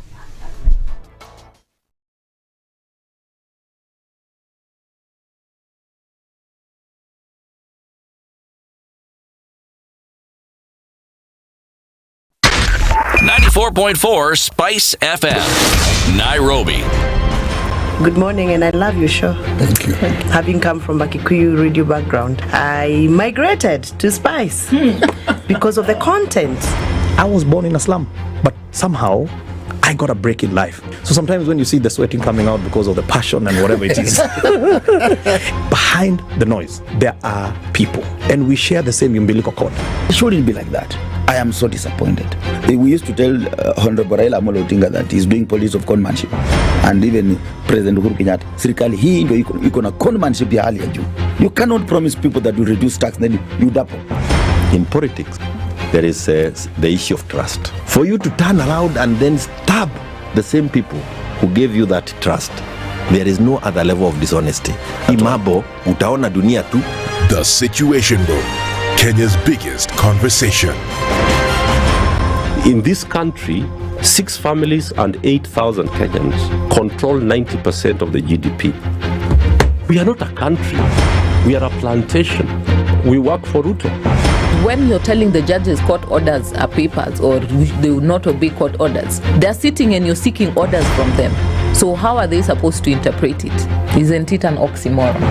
When you see a judiciary that seems to be under some control somewhere, you start questioning. We have very powerful governors, but they don't use their offices to serve the people. If you are not shameful to do what you are doing, why should we protect you? I'm human. Everybody's human.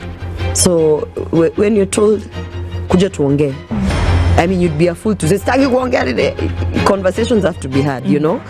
People in leadership should only go into leadership if they are ready and willing to change the lot of the people.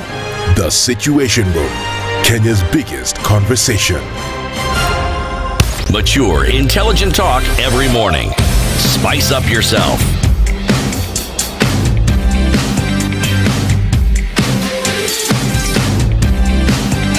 Mornings done right. 94.4 Spice FM. 8 minutes after 9 o'clock. This is the Situation Room, and we're getting into the final hour of conversations this morning. Live streams are all still up on your different preferred social media platforms, as well as our audience on KTN still here. And we get into it this morning, and you're connecting us still, Dennis. Yeah, and I'm making the final call because you have 26 days to go to get yourself connected with Safaricom Home Fiber Internet Connection, where you're going to enjoy up to double the speeds at 25% discount for any of these plans that I'm going to mention. One is the bronze plan. We've got the silver, gold, and diamond plans. The welcome package includes a free router and zero installation fee. Any part of this country, you're in Busia, you're in Bungoma, you're in Turkana, you're in Nairobi, wherever you are, you just want to get connected, it's free of charge. Now, the reason why you need to stay connected is, among other things, you're enjoying the double speeds, but also talking about reliable, fast home internet. So if you are gaming, you are watching a movie, you want to watch music videos, you are working online like myself, I work at night and I stream a lot and I do webinars. I love high-speed browsing. So dial star 400 hash or visit my Safaricom app to get yourself connected today.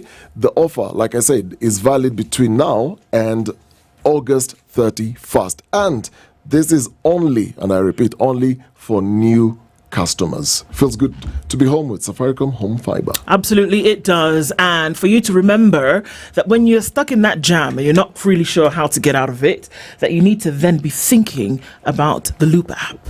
You need to then actually download the app. And I can see Dennis looking at me. Yes, you do. Download the app. Go to the Grow tab.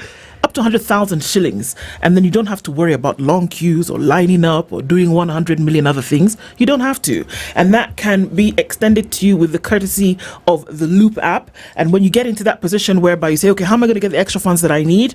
Download the app, go to the Grow tab, click on Quick Loan, and then you can actually in minutes get that loan extended to you. Speaking of an extension, we'll do you a solid with 5,000 bob if you do send us that screenshot of that application. Let us know what that looks like, and then you could get the extra 5,000 bob that you need from SpiceFM KE across our platforms. And remember, Loop is not just an app, it's a lifestyle. It's 10 minutes after 9 o'clock. Joining us for this conversation that we'll have this hour on impact. Impact is a big thing. Sometimes when we look at it, we're not quite sure where it does come from, or how you can actually make sure that it actually goes beyond just the word, but that feeling it in our societies.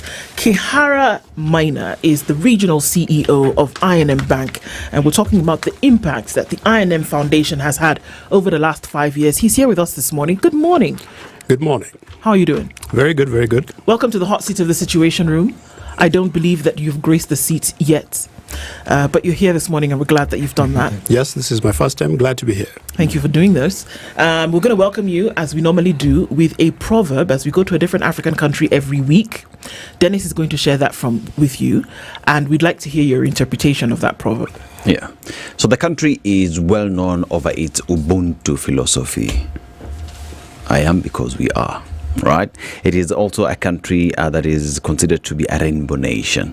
It's a rainbow nation because of its diverse cultural diversity. We're talking about South Africa, a country that is considered to be one of the powerhouses as well in Africa due to its economy that is mostly fueled by mining, talk about finance and culture, rich culture in that country. And also home to a lot of Nobel laureates. So we're talking about Nelson Mandela, Desmond Tutu, and many others. But then again, it is also a country, if you look at its history, especially when it comes to apartheid regime and what that did to the people of South Africa, a sensitive and painful part of the country even today. But let's go to the proverb. A small pot takes after the big one. A small pot takes after the big one. How would you interpret that? That's an interesting one. I can think of several things. Well, you mold pots out of either steel or clay, and if you're working with the materials, you are not going to have just enough, right? You could make the big one and have leftover and make a second one. But perhaps the more literal and wider interpretation would be that, whoever comes first has a responsibility to show an example to the people who are coming after on how to do things. So whether it is in life, you've got your parents who you mimic and learn from them. So I'd prefer that interpretation. Yeah. Well put, well said. Leadership is key. Absolutely. So, Kara, tell us a little bit about the I&M Foundation. Even as we're looking into 5 years, tell us why, come up with the foundation in the first place. Great. Well, so the I&M Foundation you could describe as the philanthropic arm of I&M Bank, Kenya. While we're celebrating 5 years, it's not actually a story that began just 5 years ago. This is the more formalized structure that we have used for really what is our journey on impact. If we look back to when this actually started, we used to set aside as I&M Bank, perhaps going maybe 30 years back, 2% of our profits before tax, right? To then do what we'd call our social impact activities. And this, as you can appreciate, would be set aside. It's been put in one of the accounts in the bank, and any activities that we are approached to support, we would then fund out of that. But we realized that this is not quite giving us the kind of impact that our founder, SBR Shah, was really looking for in terms of how to really scale the impact of giving.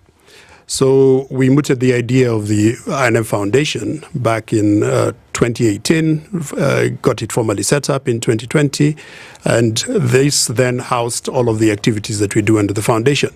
Now, to make sure that we have really structured approaches to giving, we actually went through an exercise of defining what our strategy for the foundation would be, right? There's so many areas that you can impact, but we chose to really streamline that so that we can have significant impact on 4 key areas, right? The first one we selected was environmental conservation, right? I think we all appreciate the challenges that we are going through in our times, and we felt that if we could channel funds into that particular space, we could be part of the solution. The second area we focused on was education and skills empowerment, and this really speaks to something that we have been active in anyway over a long period of time. We've supported well over 200 students needy students, bright but needy students, to go through high school through partnerships like the Palm House Foundation. And the third area that we looked at was economic empowerment. Now, if you look at the statistics in our country, I mean, I think we have about 3.5 million people formally employed. We've got well over 1 million people getting into the workforce every year. They're not going to be absorbed by formal companies, right? So we have to say, how are we going to support the creation of jobs, entrepreneurship, so that we can actually get people to start their own companies and so on. So skills empowerment was then a key area for us. And that then leads to economic empowerment, right? So you're able to support the creation of jobs. The fourth area is sort of all-encompassing, right? We know that there is still a need to support other areas that are outside those three key areas. So we focused on what we call enabling giving. And this is really about saying, to borrow another proverb, right? If you walk alone, you walk fast. But if you go together, you go far.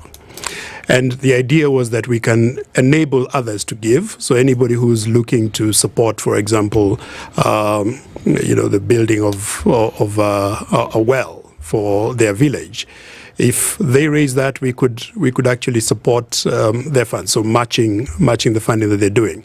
But it's also much wider than that. It's really to say, can we encourage other philanthropic ventures, right? So if we are working with another foundation that then doubles the amount of money that we are committing to a particular venture, we have greater impact. So it's really, that last pillar is really about bringing people together. It's the one that, for example, that we use with our employees to say, if you raise funds for your charitable event, we will match that 100%, right? So it really helps with promoting the acts of giving. So that's really the focus areas that we have right now. It's embedded in a wider strategy for the bank, right?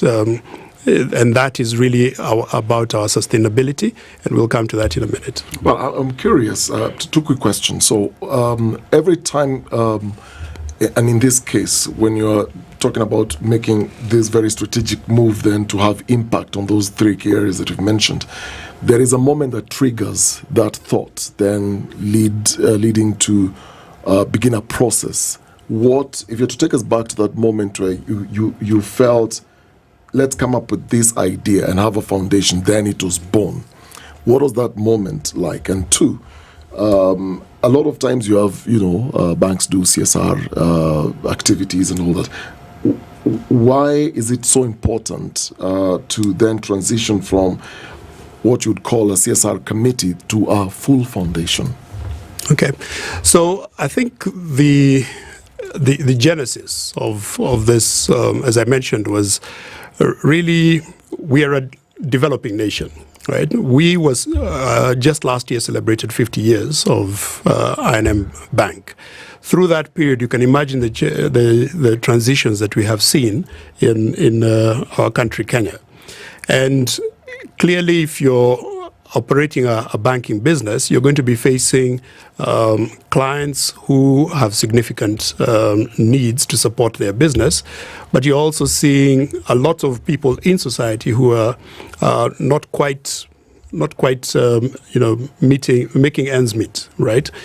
And I think you have seen the role that the Harambee Spirit, for example, plays in a country like Kenya. This idea that collectively you can do a lot more, that you can actually support each other through difficult times, that those who are blessed with more should be able to give back to society, I think then is what really seeded the idea that we should be setting aside some of the profits that we are making to actually purposely change the lives of others, impact others positively. So that became a practice. It built up that pool of funds. We now needed to really sharpen the impact that we were having on society. And we felt that the best way to do this would be through a vehicle like the I&M Foundation, right? So formalizing it, which also then gives us the opportunity to tap into incentives that are offered by the government. For example, tax-free status, if you can get it. really actually amplifies the impact that you can have, right? So that's really the genesis. But focusing on these three areas was the work of, the initial board of trustees thinking through what is it that we are really about. And clearly education and skills empowerment is really important for us. We understand the transformational role of education in people's lives, in society, and environmental conservation, like I talked about, and so on. So that's really the driver. Now, why is it important? For an organization like a bank, I think you quickly appreciate from your early days that whatever you do has to be sustainable, right? You cannot, for example, gouge your clients, right, through excessive pricing and hope that they'll be there tomorrow to do business with you. You have to think through how you actually partner with them. In fact, if you think through our mission, we say we want to be partners of growth for all our stakeholders. The key word there is partners, right? Mm-hmm. We are saying we want to work with you, want to partner with you as you grow, because as you grow, we grow, right? Mm-hmm. So this is really then borne out in the activities then of the foundation. Yeah, so one area that you focus in, which is an important pillar as well, is environment. And that for me is very important because I'm an environment journalist as well. Great. So every time I'm using the bypass, immediately you just leave Kibra area. There is that entire stretch that is being fenced, And for a very long time, we used to ask, what exactly is happening here? Why is the government, because no one really knew what was happening, why are we fencing these forests? Because who's going to the forest to know what, to do what exactly? But then again, you go further down towards the Way Bridge and you see the I&M Foundation banner, and we ask the question, why? And now that you talk about it, we talk about environment being such an important core to the country, because even look at what the position the government has taken with regard to that. We have 2 holidays in a year to go plant trees. And you think about it and what the foundation is doing, protecting one of the greatest places in Nairobi, because they say, if you want to enjoy cleanest air, where do you go to? Ngong Road or Karen? And that's specifically because of that forest that I&M is protecting, which brings the question, just how important is environment conservation to I&M Foundation, and what impact have we seen thus far? Great. So, and it's good that you've noticed the work that has been going on really over the past year at the Ngong Road Forest. So, the project we have there, we call it Imarisha Ngong Forest. And the story starts a bit further back, right? Yes, once we decided that we want to focus on environmental conservation, we then realized, of course, that the best way to do this is to work with partners who actually understand these areas. We can provide the money, we can provide the guidance on the things that we want to do, and we want to be able to monitor and control what's happening, but we have to work with partners who are actually skilled in this space. But in roughly 3 years ago, we started thinking about celebrating our 50 years as I&M Bank. And we felt that we needed to have a significant project that we could say, well, we started off in celebration of our 50 years, and this happening through the I&M Foundation.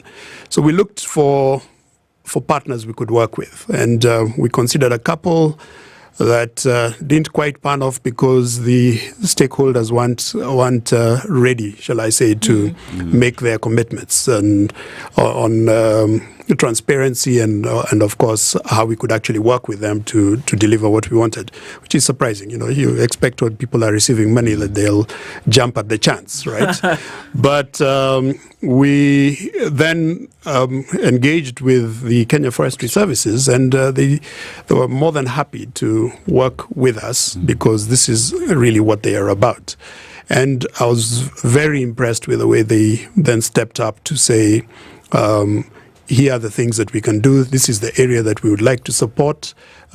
We are keen to really extend this across the country, right? You will have seen the widening presence of I&M, so we know that it is an opportunity for us to engage with communities across the country, and KFS would be a great partner given the work that they do supporting the conservation of forests across the country. But we settled on Gong Road, the Gong Forest. Now, what they outlined to us is that there are several things that can be done. Number one, you mentioned Karura Forest. Yes, it gets 2,000 visitors a day, right? It's kind of bursting at the seams when you now talk about its capacity to support all those visitors. Nairobi needs other green spaces that you can go to for recreation and so on. So Gong Forest was the right space to work on, but it needed a lot of work in terms of rehabilitating the recreational spaces. It also needed to work on the security side, right? One of the challenges that people face when they're going for recreation in spaces like this is, are they secure, right? The first thing, therefore, you want to do is deal with the security, and it was recommended that we fence that part of the forest, and that hence the fence that you're seeing. And this is an electrified fence, in keeping, of course, with our conservation focus. It's actually powered by solar so that you can electrify the fence. And the rangers that work in the forest also needed housing and facilities and so on. So we also committed to do that. You also needed to prepare roads and trails within the forest. But I think the one exciting bit that we like about this project is how it also engaged community partners, right? So the scouts that help with cleaning up the spaces, helping to preserve the space, make sure that it's secure and all, actually come from the Kibra community. So they're trained by the rangers and they work together in a community association to actually support this whole effort. And additionally, the restoration of the forest also requires that we get a seedling nursery that can then put in the different types of trees that are going to be used to restore the forest. So it's quite a comprehensive project. It's been going on now for about a year, and we should be spending roughly 180 million shillings to do all of this. And I hope that Nairobi residents will then be able to find a space that they can actually visit and enjoy with their families. Indeed. All right, we're looking at the impact of the I&M Foundation beyond 5 years even. 5 years means that you mark it, but that beyond that, there have been different things that have been happening. We're going to take a quick break and come back. We're with Regional CEO Kara Maina, and we're looking at, what really, one of the things that, Aseto mentioned, he's an environmental journalist, and, so his eye goes to some of those things. And then we look at things like what you've been doing in education, and I quickly light up. So we want to come and look into some of those things. And of course, what Dennis is really interested in is going to come out in a bit as well. But this is great because it's all encompassing. But like I said, details when we come back from this quick break. And then we'll continue that. Have you gone to your Google Play Store or Apple App Store? Well, if you haven't, now's time to do so. I need you to download the Loop app. Do that. And then you can get access to that 100,000 shillings that we're talking about. Sometimes life does put you in a little bit of a jam and you're not quite sure how to get out of it. Well, this is the way. And so you need to go to the Grow tab and then you need to click on the Quick Loan app. And then get your application done. Take a screenshot of that, send it to us. Could extend you 5,000 shillings in addition to what it is that you needed today. Life, you plan for it sometimes, but it throws you a curveball. So here is one way to then be able to sort out those issues. And remember that it's not just an app, it's a lifestyle. SpiceFM KE is the address, and let us know. We could extend you that this morning. All right, back 9:30.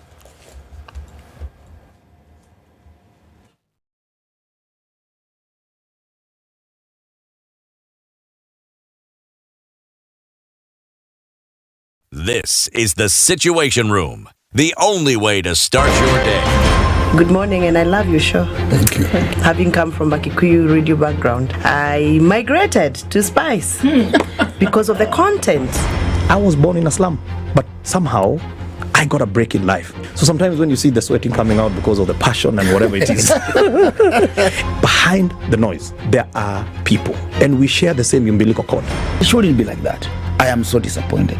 We used to tell Honorable Raila Amolo Odinga that he's doing policy of conmanship, and even President Uhuru Kenyatta, serikali hii ndio iko na conmanship ya hali ya juu. You cannot promise people that you reduce tax, then you double. In politics, there is the issue of trust. For you to turn around and then stab the same people who gave you that trust, there is no other level of dishonesty. Imabo, utaona dunia tu. The Situation Room, Kenya's biggest conversation. Mature, intelligent talk every morning. Spice up yourself.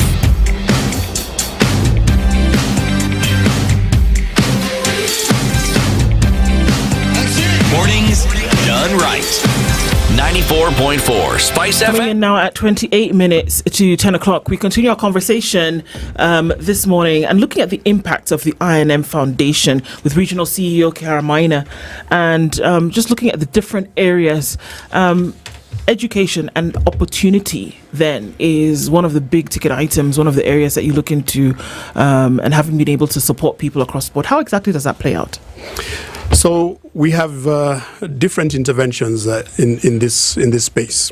I think the signature one is we built an entire school right from scratch, and this was the brainchild really of our founder SBR Shah, who was approached by the St. Anne Order, right? It's a Catholic order, to say we feel that there is an opportunity to create or build a school for girls, right? And this is in Kairi in Mango. Mm-hmm. And in typical style, he said, right, you guys get organized, find the space, and we will build the school. So they set about identifying the spaces, consolidated, found 4 or 5 acres, and once they were ready, approached us, and we said, okay, fine, let's get started. Let's build a school. Now, they actually paid for the land, but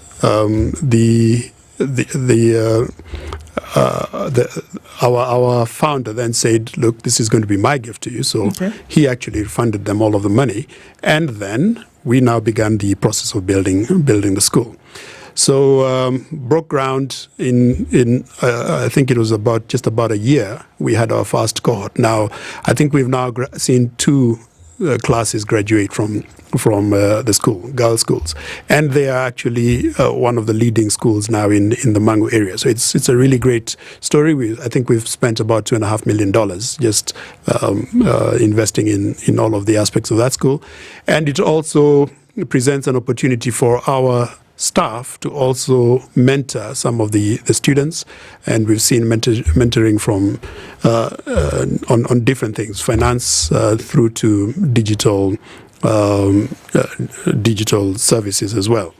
Now, more broadly, it is about working with other partners. I mentioned Palm House Foundation earlier, and this is a very noble idea started by Eric Kimani, who actually also happens to be now our chairman of the I&M Foundation. But we started this engagement with them some time back, and it was a very simple idea. You've got needy students who can't make fees for their school. They've been called to all of the schools. Can we identify them and can we fund them, right? And you pay for the entire 4 years of schooling that they had. That was the 844 system. So we committed, and we have been increasing the number of students that we support. Right now we're supporting 100 students through that program. But we also looked at the tertiary education space, and in partnership with Strathmore University, have sponsored 16, and this is also with the Bagwanji Raja Trust. This is our founder's foundation, supporting 16 students through university. The really exciting thing there is that they have also taken it upon themselves to also pay it forward, right, by also taking on philanthropic activities. We've got a lady, for example, in Samburu, who's actually now also supporting students in her community to go to school. So you can see education is quite wide-ranging. We've got other initiatives. It doesn't just simply stop at the shall we say, formal side. We're also looking at the skills improvement side. So we've worked with Moringa School, for example, to really support digital skills improvement. And also looking at how we can support other schools. So, for example, the Alliance High School we have a partnership with them. We are promoting giving. This is through the enabling giving pillar and the education pillar as well. And the idea is really to say, if old boys of the school can support needy students, we will match what they are giving, right? And through that program, we've been supporting over 30 students a year in the school. So it's quite wide-ranging, and we welcome other partners to approach us, and as long as it's a well-structured program, we'd be more than happy to support. So I think that really speaks to the opportunity that we see in education. There are others. We are looking at infrastructure, partnership that we are announcing soon with Strathmore on supporting an innovation center, and we'll be gifting them to support that particular innovation center as well. Okay, let's talk about one of, it's become a buzzword lately, economic empowerment. And when you look at economic empowerment, there's so many key areas, and these key areas that affect, well, the society, and a lot of these people obviously are your clients. There are also gaps that need to be filled. My question is, under your economic empowerment pillar, how is your foundation then helping communities build sustainability and sustainable livelihoods? Because at the moment, any project or anything that seems to be then addressing any part of the economy is looking at the longevity. It's not just short term. How are you managing this? Yes, so Dio, that's a key challenge, I'd say. I think I mentioned earlier that we know that jobs are not going to come from the formal sector. It's going to have to come from entrepreneurs that are getting into medium, small, and mid-sized entities. So, taking a step back on how we look at sustainability across the group, we appreciate that to really thrive, you have to do things sustainably. So we have set up our incorporated sustainability into our broader strategy, which we call Imara, and are focusing on how we can impact 50 million lives positively by 2030. There are three pillars under which we do this. The first is enabling last mile financing, right? And we appreciate that there's a lot of work that's being done in driving financial inclusion. So you've got a lot of fintechs, for example, that are coming in. They need banking partners to help them get that last mile done. And that is really providing the financing. So working with partners like telcos, for example, to say, can we support your balance sheet when it comes to lending to individuals who are looking to borrow? That's the first pillar. The second pillar is really on enhancing the quality of life. And that we talked earlier about the environmental side, so recreational spaces and so on. But the third one is about building sustainable businesses. And this is really about how we can support businesses to survive and thrive. And the statistics in this space are always challenging. You hear about a business, a new business, you find 80% or more of new businesses basically fall within the first 2 years. Now, the reasons could be myriad, and they'll range from whether or not there was a strong business idea in the first place, whether there was enough financing to support the business, whether they understood how to do their bookkeeping, for example, so that they are able to separate, profits from revenues and so on. And this is where we then now look to work with partners to say, how do we provide this kind of training? So, for example, working with TVETs, right? And TVETs are a great intervention in this country to say, let's equip the youth, for example, with skills that are going to help them learn how to run a business. It could be an agricultural enterprise. But then once they've acquired that skill, let's then support them with seed capital, right? And say, how do we see you through this initial phase? Eventually, what will happen is they'll get on their feet, and ultimately they'll become a thriving business that we would be happy to bank. So yes, you'd be supporting the initial phases with grant giving, but later on you're actually creating a viable business. And there are many examples of that kind that you can support. So we've worked with the Ma Trust in in the Masai Mara to say, how do we support ladies to create small businesses around bead making and small-scale agricultural enterprises, and impacting over 600 women and families.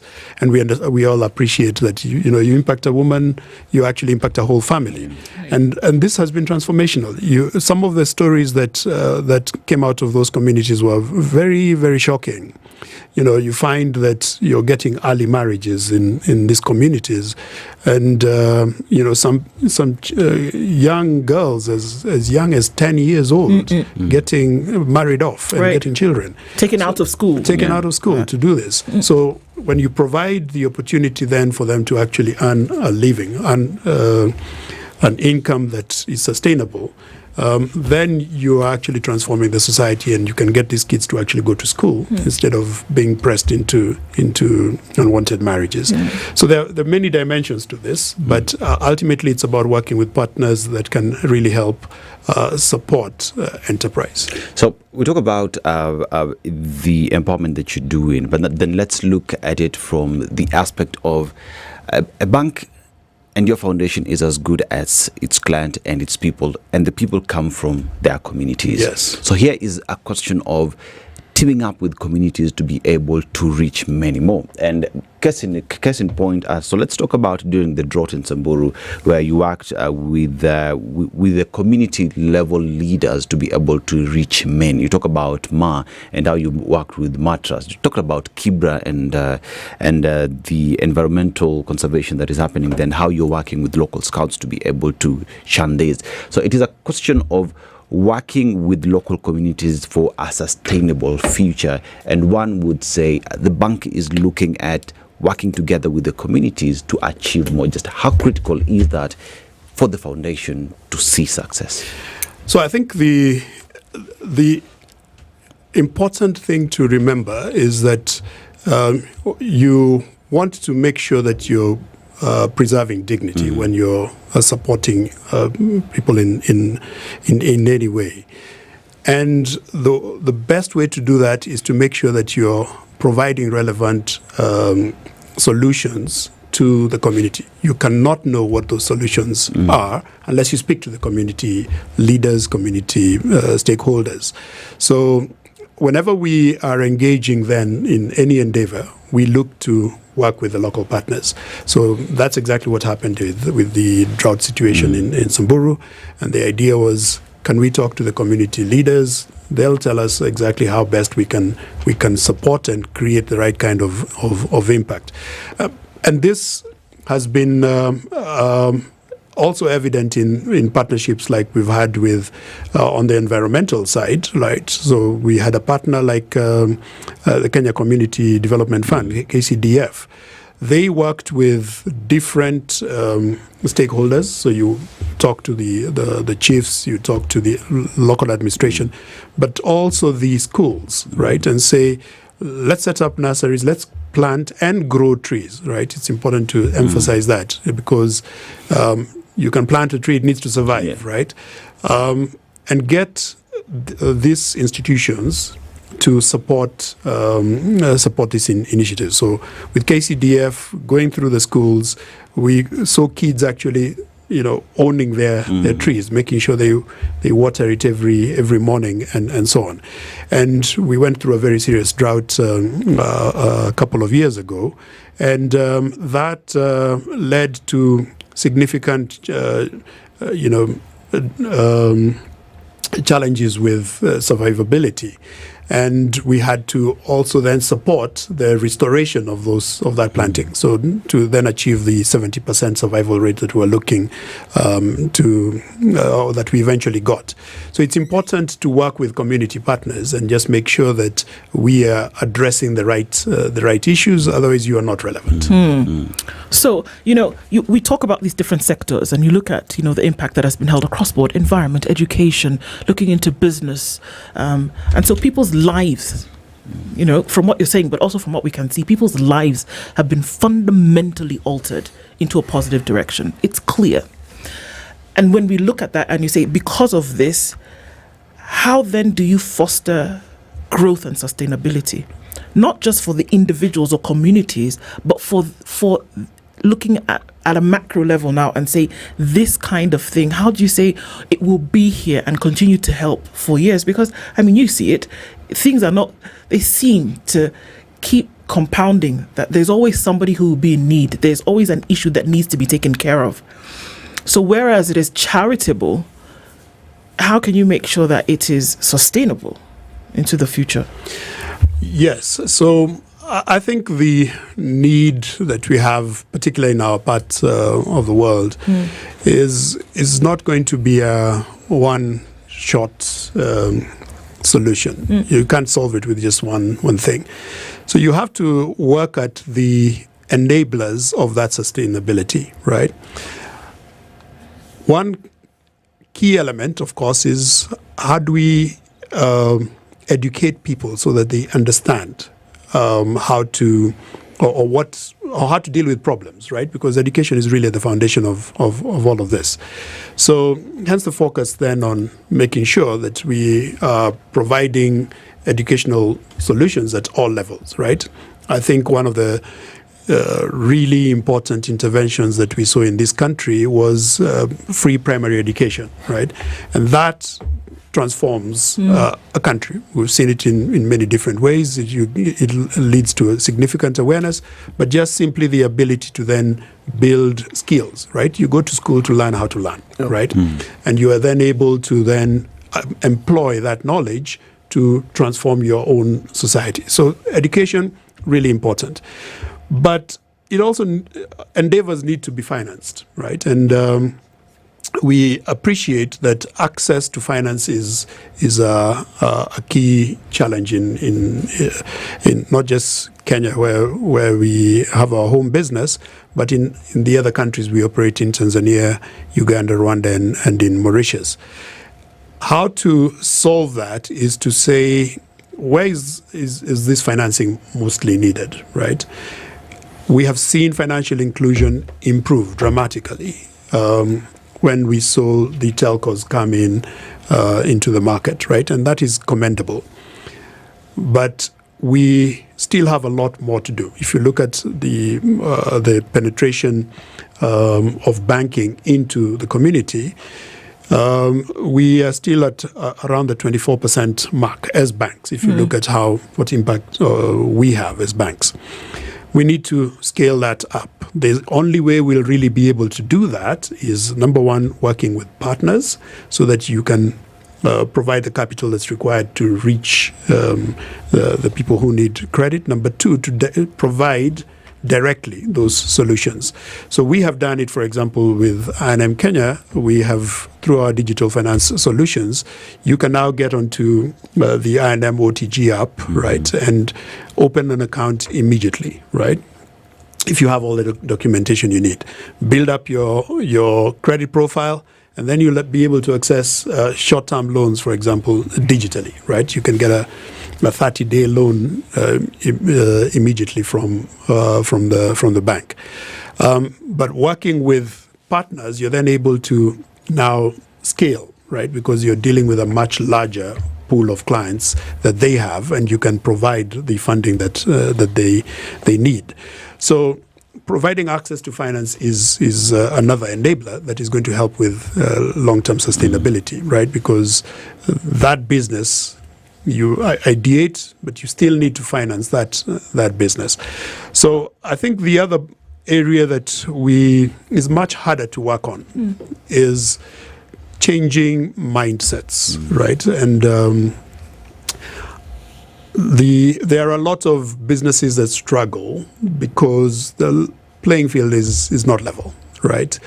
And we need to deal with the social aspect of sustainability. And this is, how do we create a better society, a more ethical, a more just society? The best way we see how to do that is by example, right? And making sure that within our organization we are particular about the partners we work with and how they do business ethically, right? So we do not encourage any form of corruption, right? We want to make sure that any suppliers who work with us, any partners that we work with, espouse the same objectives. These are also embedded within the SDG framework that you see with the UN, right? And you want to see that permeate all societies. Now, by working as a bank in these communities, supporting clients, supporting different partners, insisting on these standards, I think we can make a small change in this space, and that will then help drive the kind of sustainability that we're looking for. You said changing the mindset is where there is a big challenge. Yes, finding partners who have a clean slate. Books looks clean. The ethics look good. But my question would be, when you're looking for those potential partners, you are ensuring that you have partnerships that obviously work. How then do you align? Because you have a foundation that is very strategic, that is covering these areas that you've mentioned. And you said it's for the long term and it's for impact. But then you also have the banking business with the strategy. How then do you merge these two? You have the foundation that obviously has to align with the bank's broader sustainability and growth strategy. How do you merge these two? Do you find situations where they're almost clashing, or there's a perfect alignment? So it is perfectly aligned because it's been designed to align, right? So I mentioned our strategy, which we call IMARA, right? Sustainability is inbuilt into the strategy, right? We appreciate that we need to foster sustainability in all of the different lines of business that we do, right? So if we take, for example, lending in the corporate space, we will look at the environmental, social, and governance aspects of the company that we are lending to. If there are issues that we feel they must address. So, for example, it's a company that is a manufacturer and has to deal with effluent, right? We want to see that they're disposing of that effluent responsibly. And we will do an ENS, or environmental and social review, and come up with very clear action points on things that we expect them to do, right, in remedying that situation, which we will track, right? If we find that they're not adhering to it, then we have to part ways, right? Because the idea is that we are promoting sustainability in all its dimensions. So when we are onboarding suppliers, right, we expect them to sign these commitments on how to operate ethically, right? If we find that they're not doing it, we have to separate. We have to part ways, right? It's I think that kind of no compromise stance is really important, so that people can appreciate that we all have a responsibility to build the kind of society that we want. So it's perfectly aligned, right? Because the foundation then, all of the activities that it works with, the approaches that it takes, the services that it actually gets from the bank in terms of support, right? Your HR, financial services, and so on, are all coming from within the bank. The monitoring is embedded within that, and of course, the board of trustees that runs the foundation will also look at that, and they also understand the broader sustainability strategy that we have, and they'll be looking at whether or not the activities that we're undertaking actually align to that. Yeah. So it is a question of I&M Foundation is 5 years today, but you're looking at the future. So what's next for the future? That, as well as how then can the public as well just be on board and be part of the greater vision and the impact responsibility that you're giving to the people? So yes, indeed. 5 years is a good milestone, right? We've done a lot of work in that period of time, and we've also learned a lot of lessons. And I think going forward, it is really to say, how do we execute on the sustainability vision that we have within our strategy? A key focus is going to be on building capacity, right? Particularly with the partners that we work with, so that we can better enable them to really deliver on their own missions as well. We've got a big, I'd say, challenge in the climate space. So this is going to be a big focus area for us in the environmental conservation pillar. And it's going to be not just what we can do within the bank, right, to make sure that our policies really speak to how we do business responsibly, but also within the foundation then to say, how do we partner with entities, companies that are actually executing on that particular vision. But the big area will really be on capacity building, just making sure that we are enabling our partners to grow as they intend, and really to enable the execution of our strategy. Yeah. Well, I mean, you're filling a gap, that's for sure. And I think that's what the initial, when we started off, we see pockets of places in society that needs help. And then is a glaring example of what the private sector can actually do to then put, seams to those holes that we see. Do you see it more out of just charity, but then as duty and responsibility, and then working hand in hand with government when it needs to, or just, this is our part that we are going to play, even as you look at sustainability and growth and then plans into the future? Yeah, so I think everybody would love to see a society where everyone's thriving, right? And I think the idea that it is charity, yes, it can start out perhaps as charity, but really what you want to do is make it sustainable, give sustainable solutions, right? It's today's a Proverbs day, right? So, go for it. It's teach a man to fish, right? Not give them a fish, right? Because then you're feeding them for a lifetime. So how do you work on core developed solutions to the challenges that we are seeing, right? Because then not only do you give the opportunity to that individual, that entity to survive and thrive, but to also pay it forward, right? Make sure that they're then touching another life as well. So it's, I'd say that we appreciate that to continue growing as an organization, we have to make sure that we're helping others grow. And this is the philosophy that we espouse. And it's one to live by. Thanks so much for sharing that with us as we mark 5 years, but I guess many, many more years of impact. And we look forward to another 5, another 50. Yes, indeed. We really want to encourage other partners to reach out to work with us. Mm-hmm. We are really pleased that we got this platform to be able to talk about our story. Mm-hmm. It's 5 years is really the start of a journey, right? Indeed. We want to be able to look back 50 years from now and say, actually, the impact that we had envisaged, we achieved, and actually much, much more. Carmina is the regional CEO of I&M Foundation and I&M Bank and has been talking about the I&M Foundation this morning and its impact. Thank you so much for doing that with us this morning. Asante sana. Asante sana. Thank you for having me. Thank you. And I'm at past 10. Thank you for being part of the Situation Room this morning. Have a good day. We'll talk again tomorrow.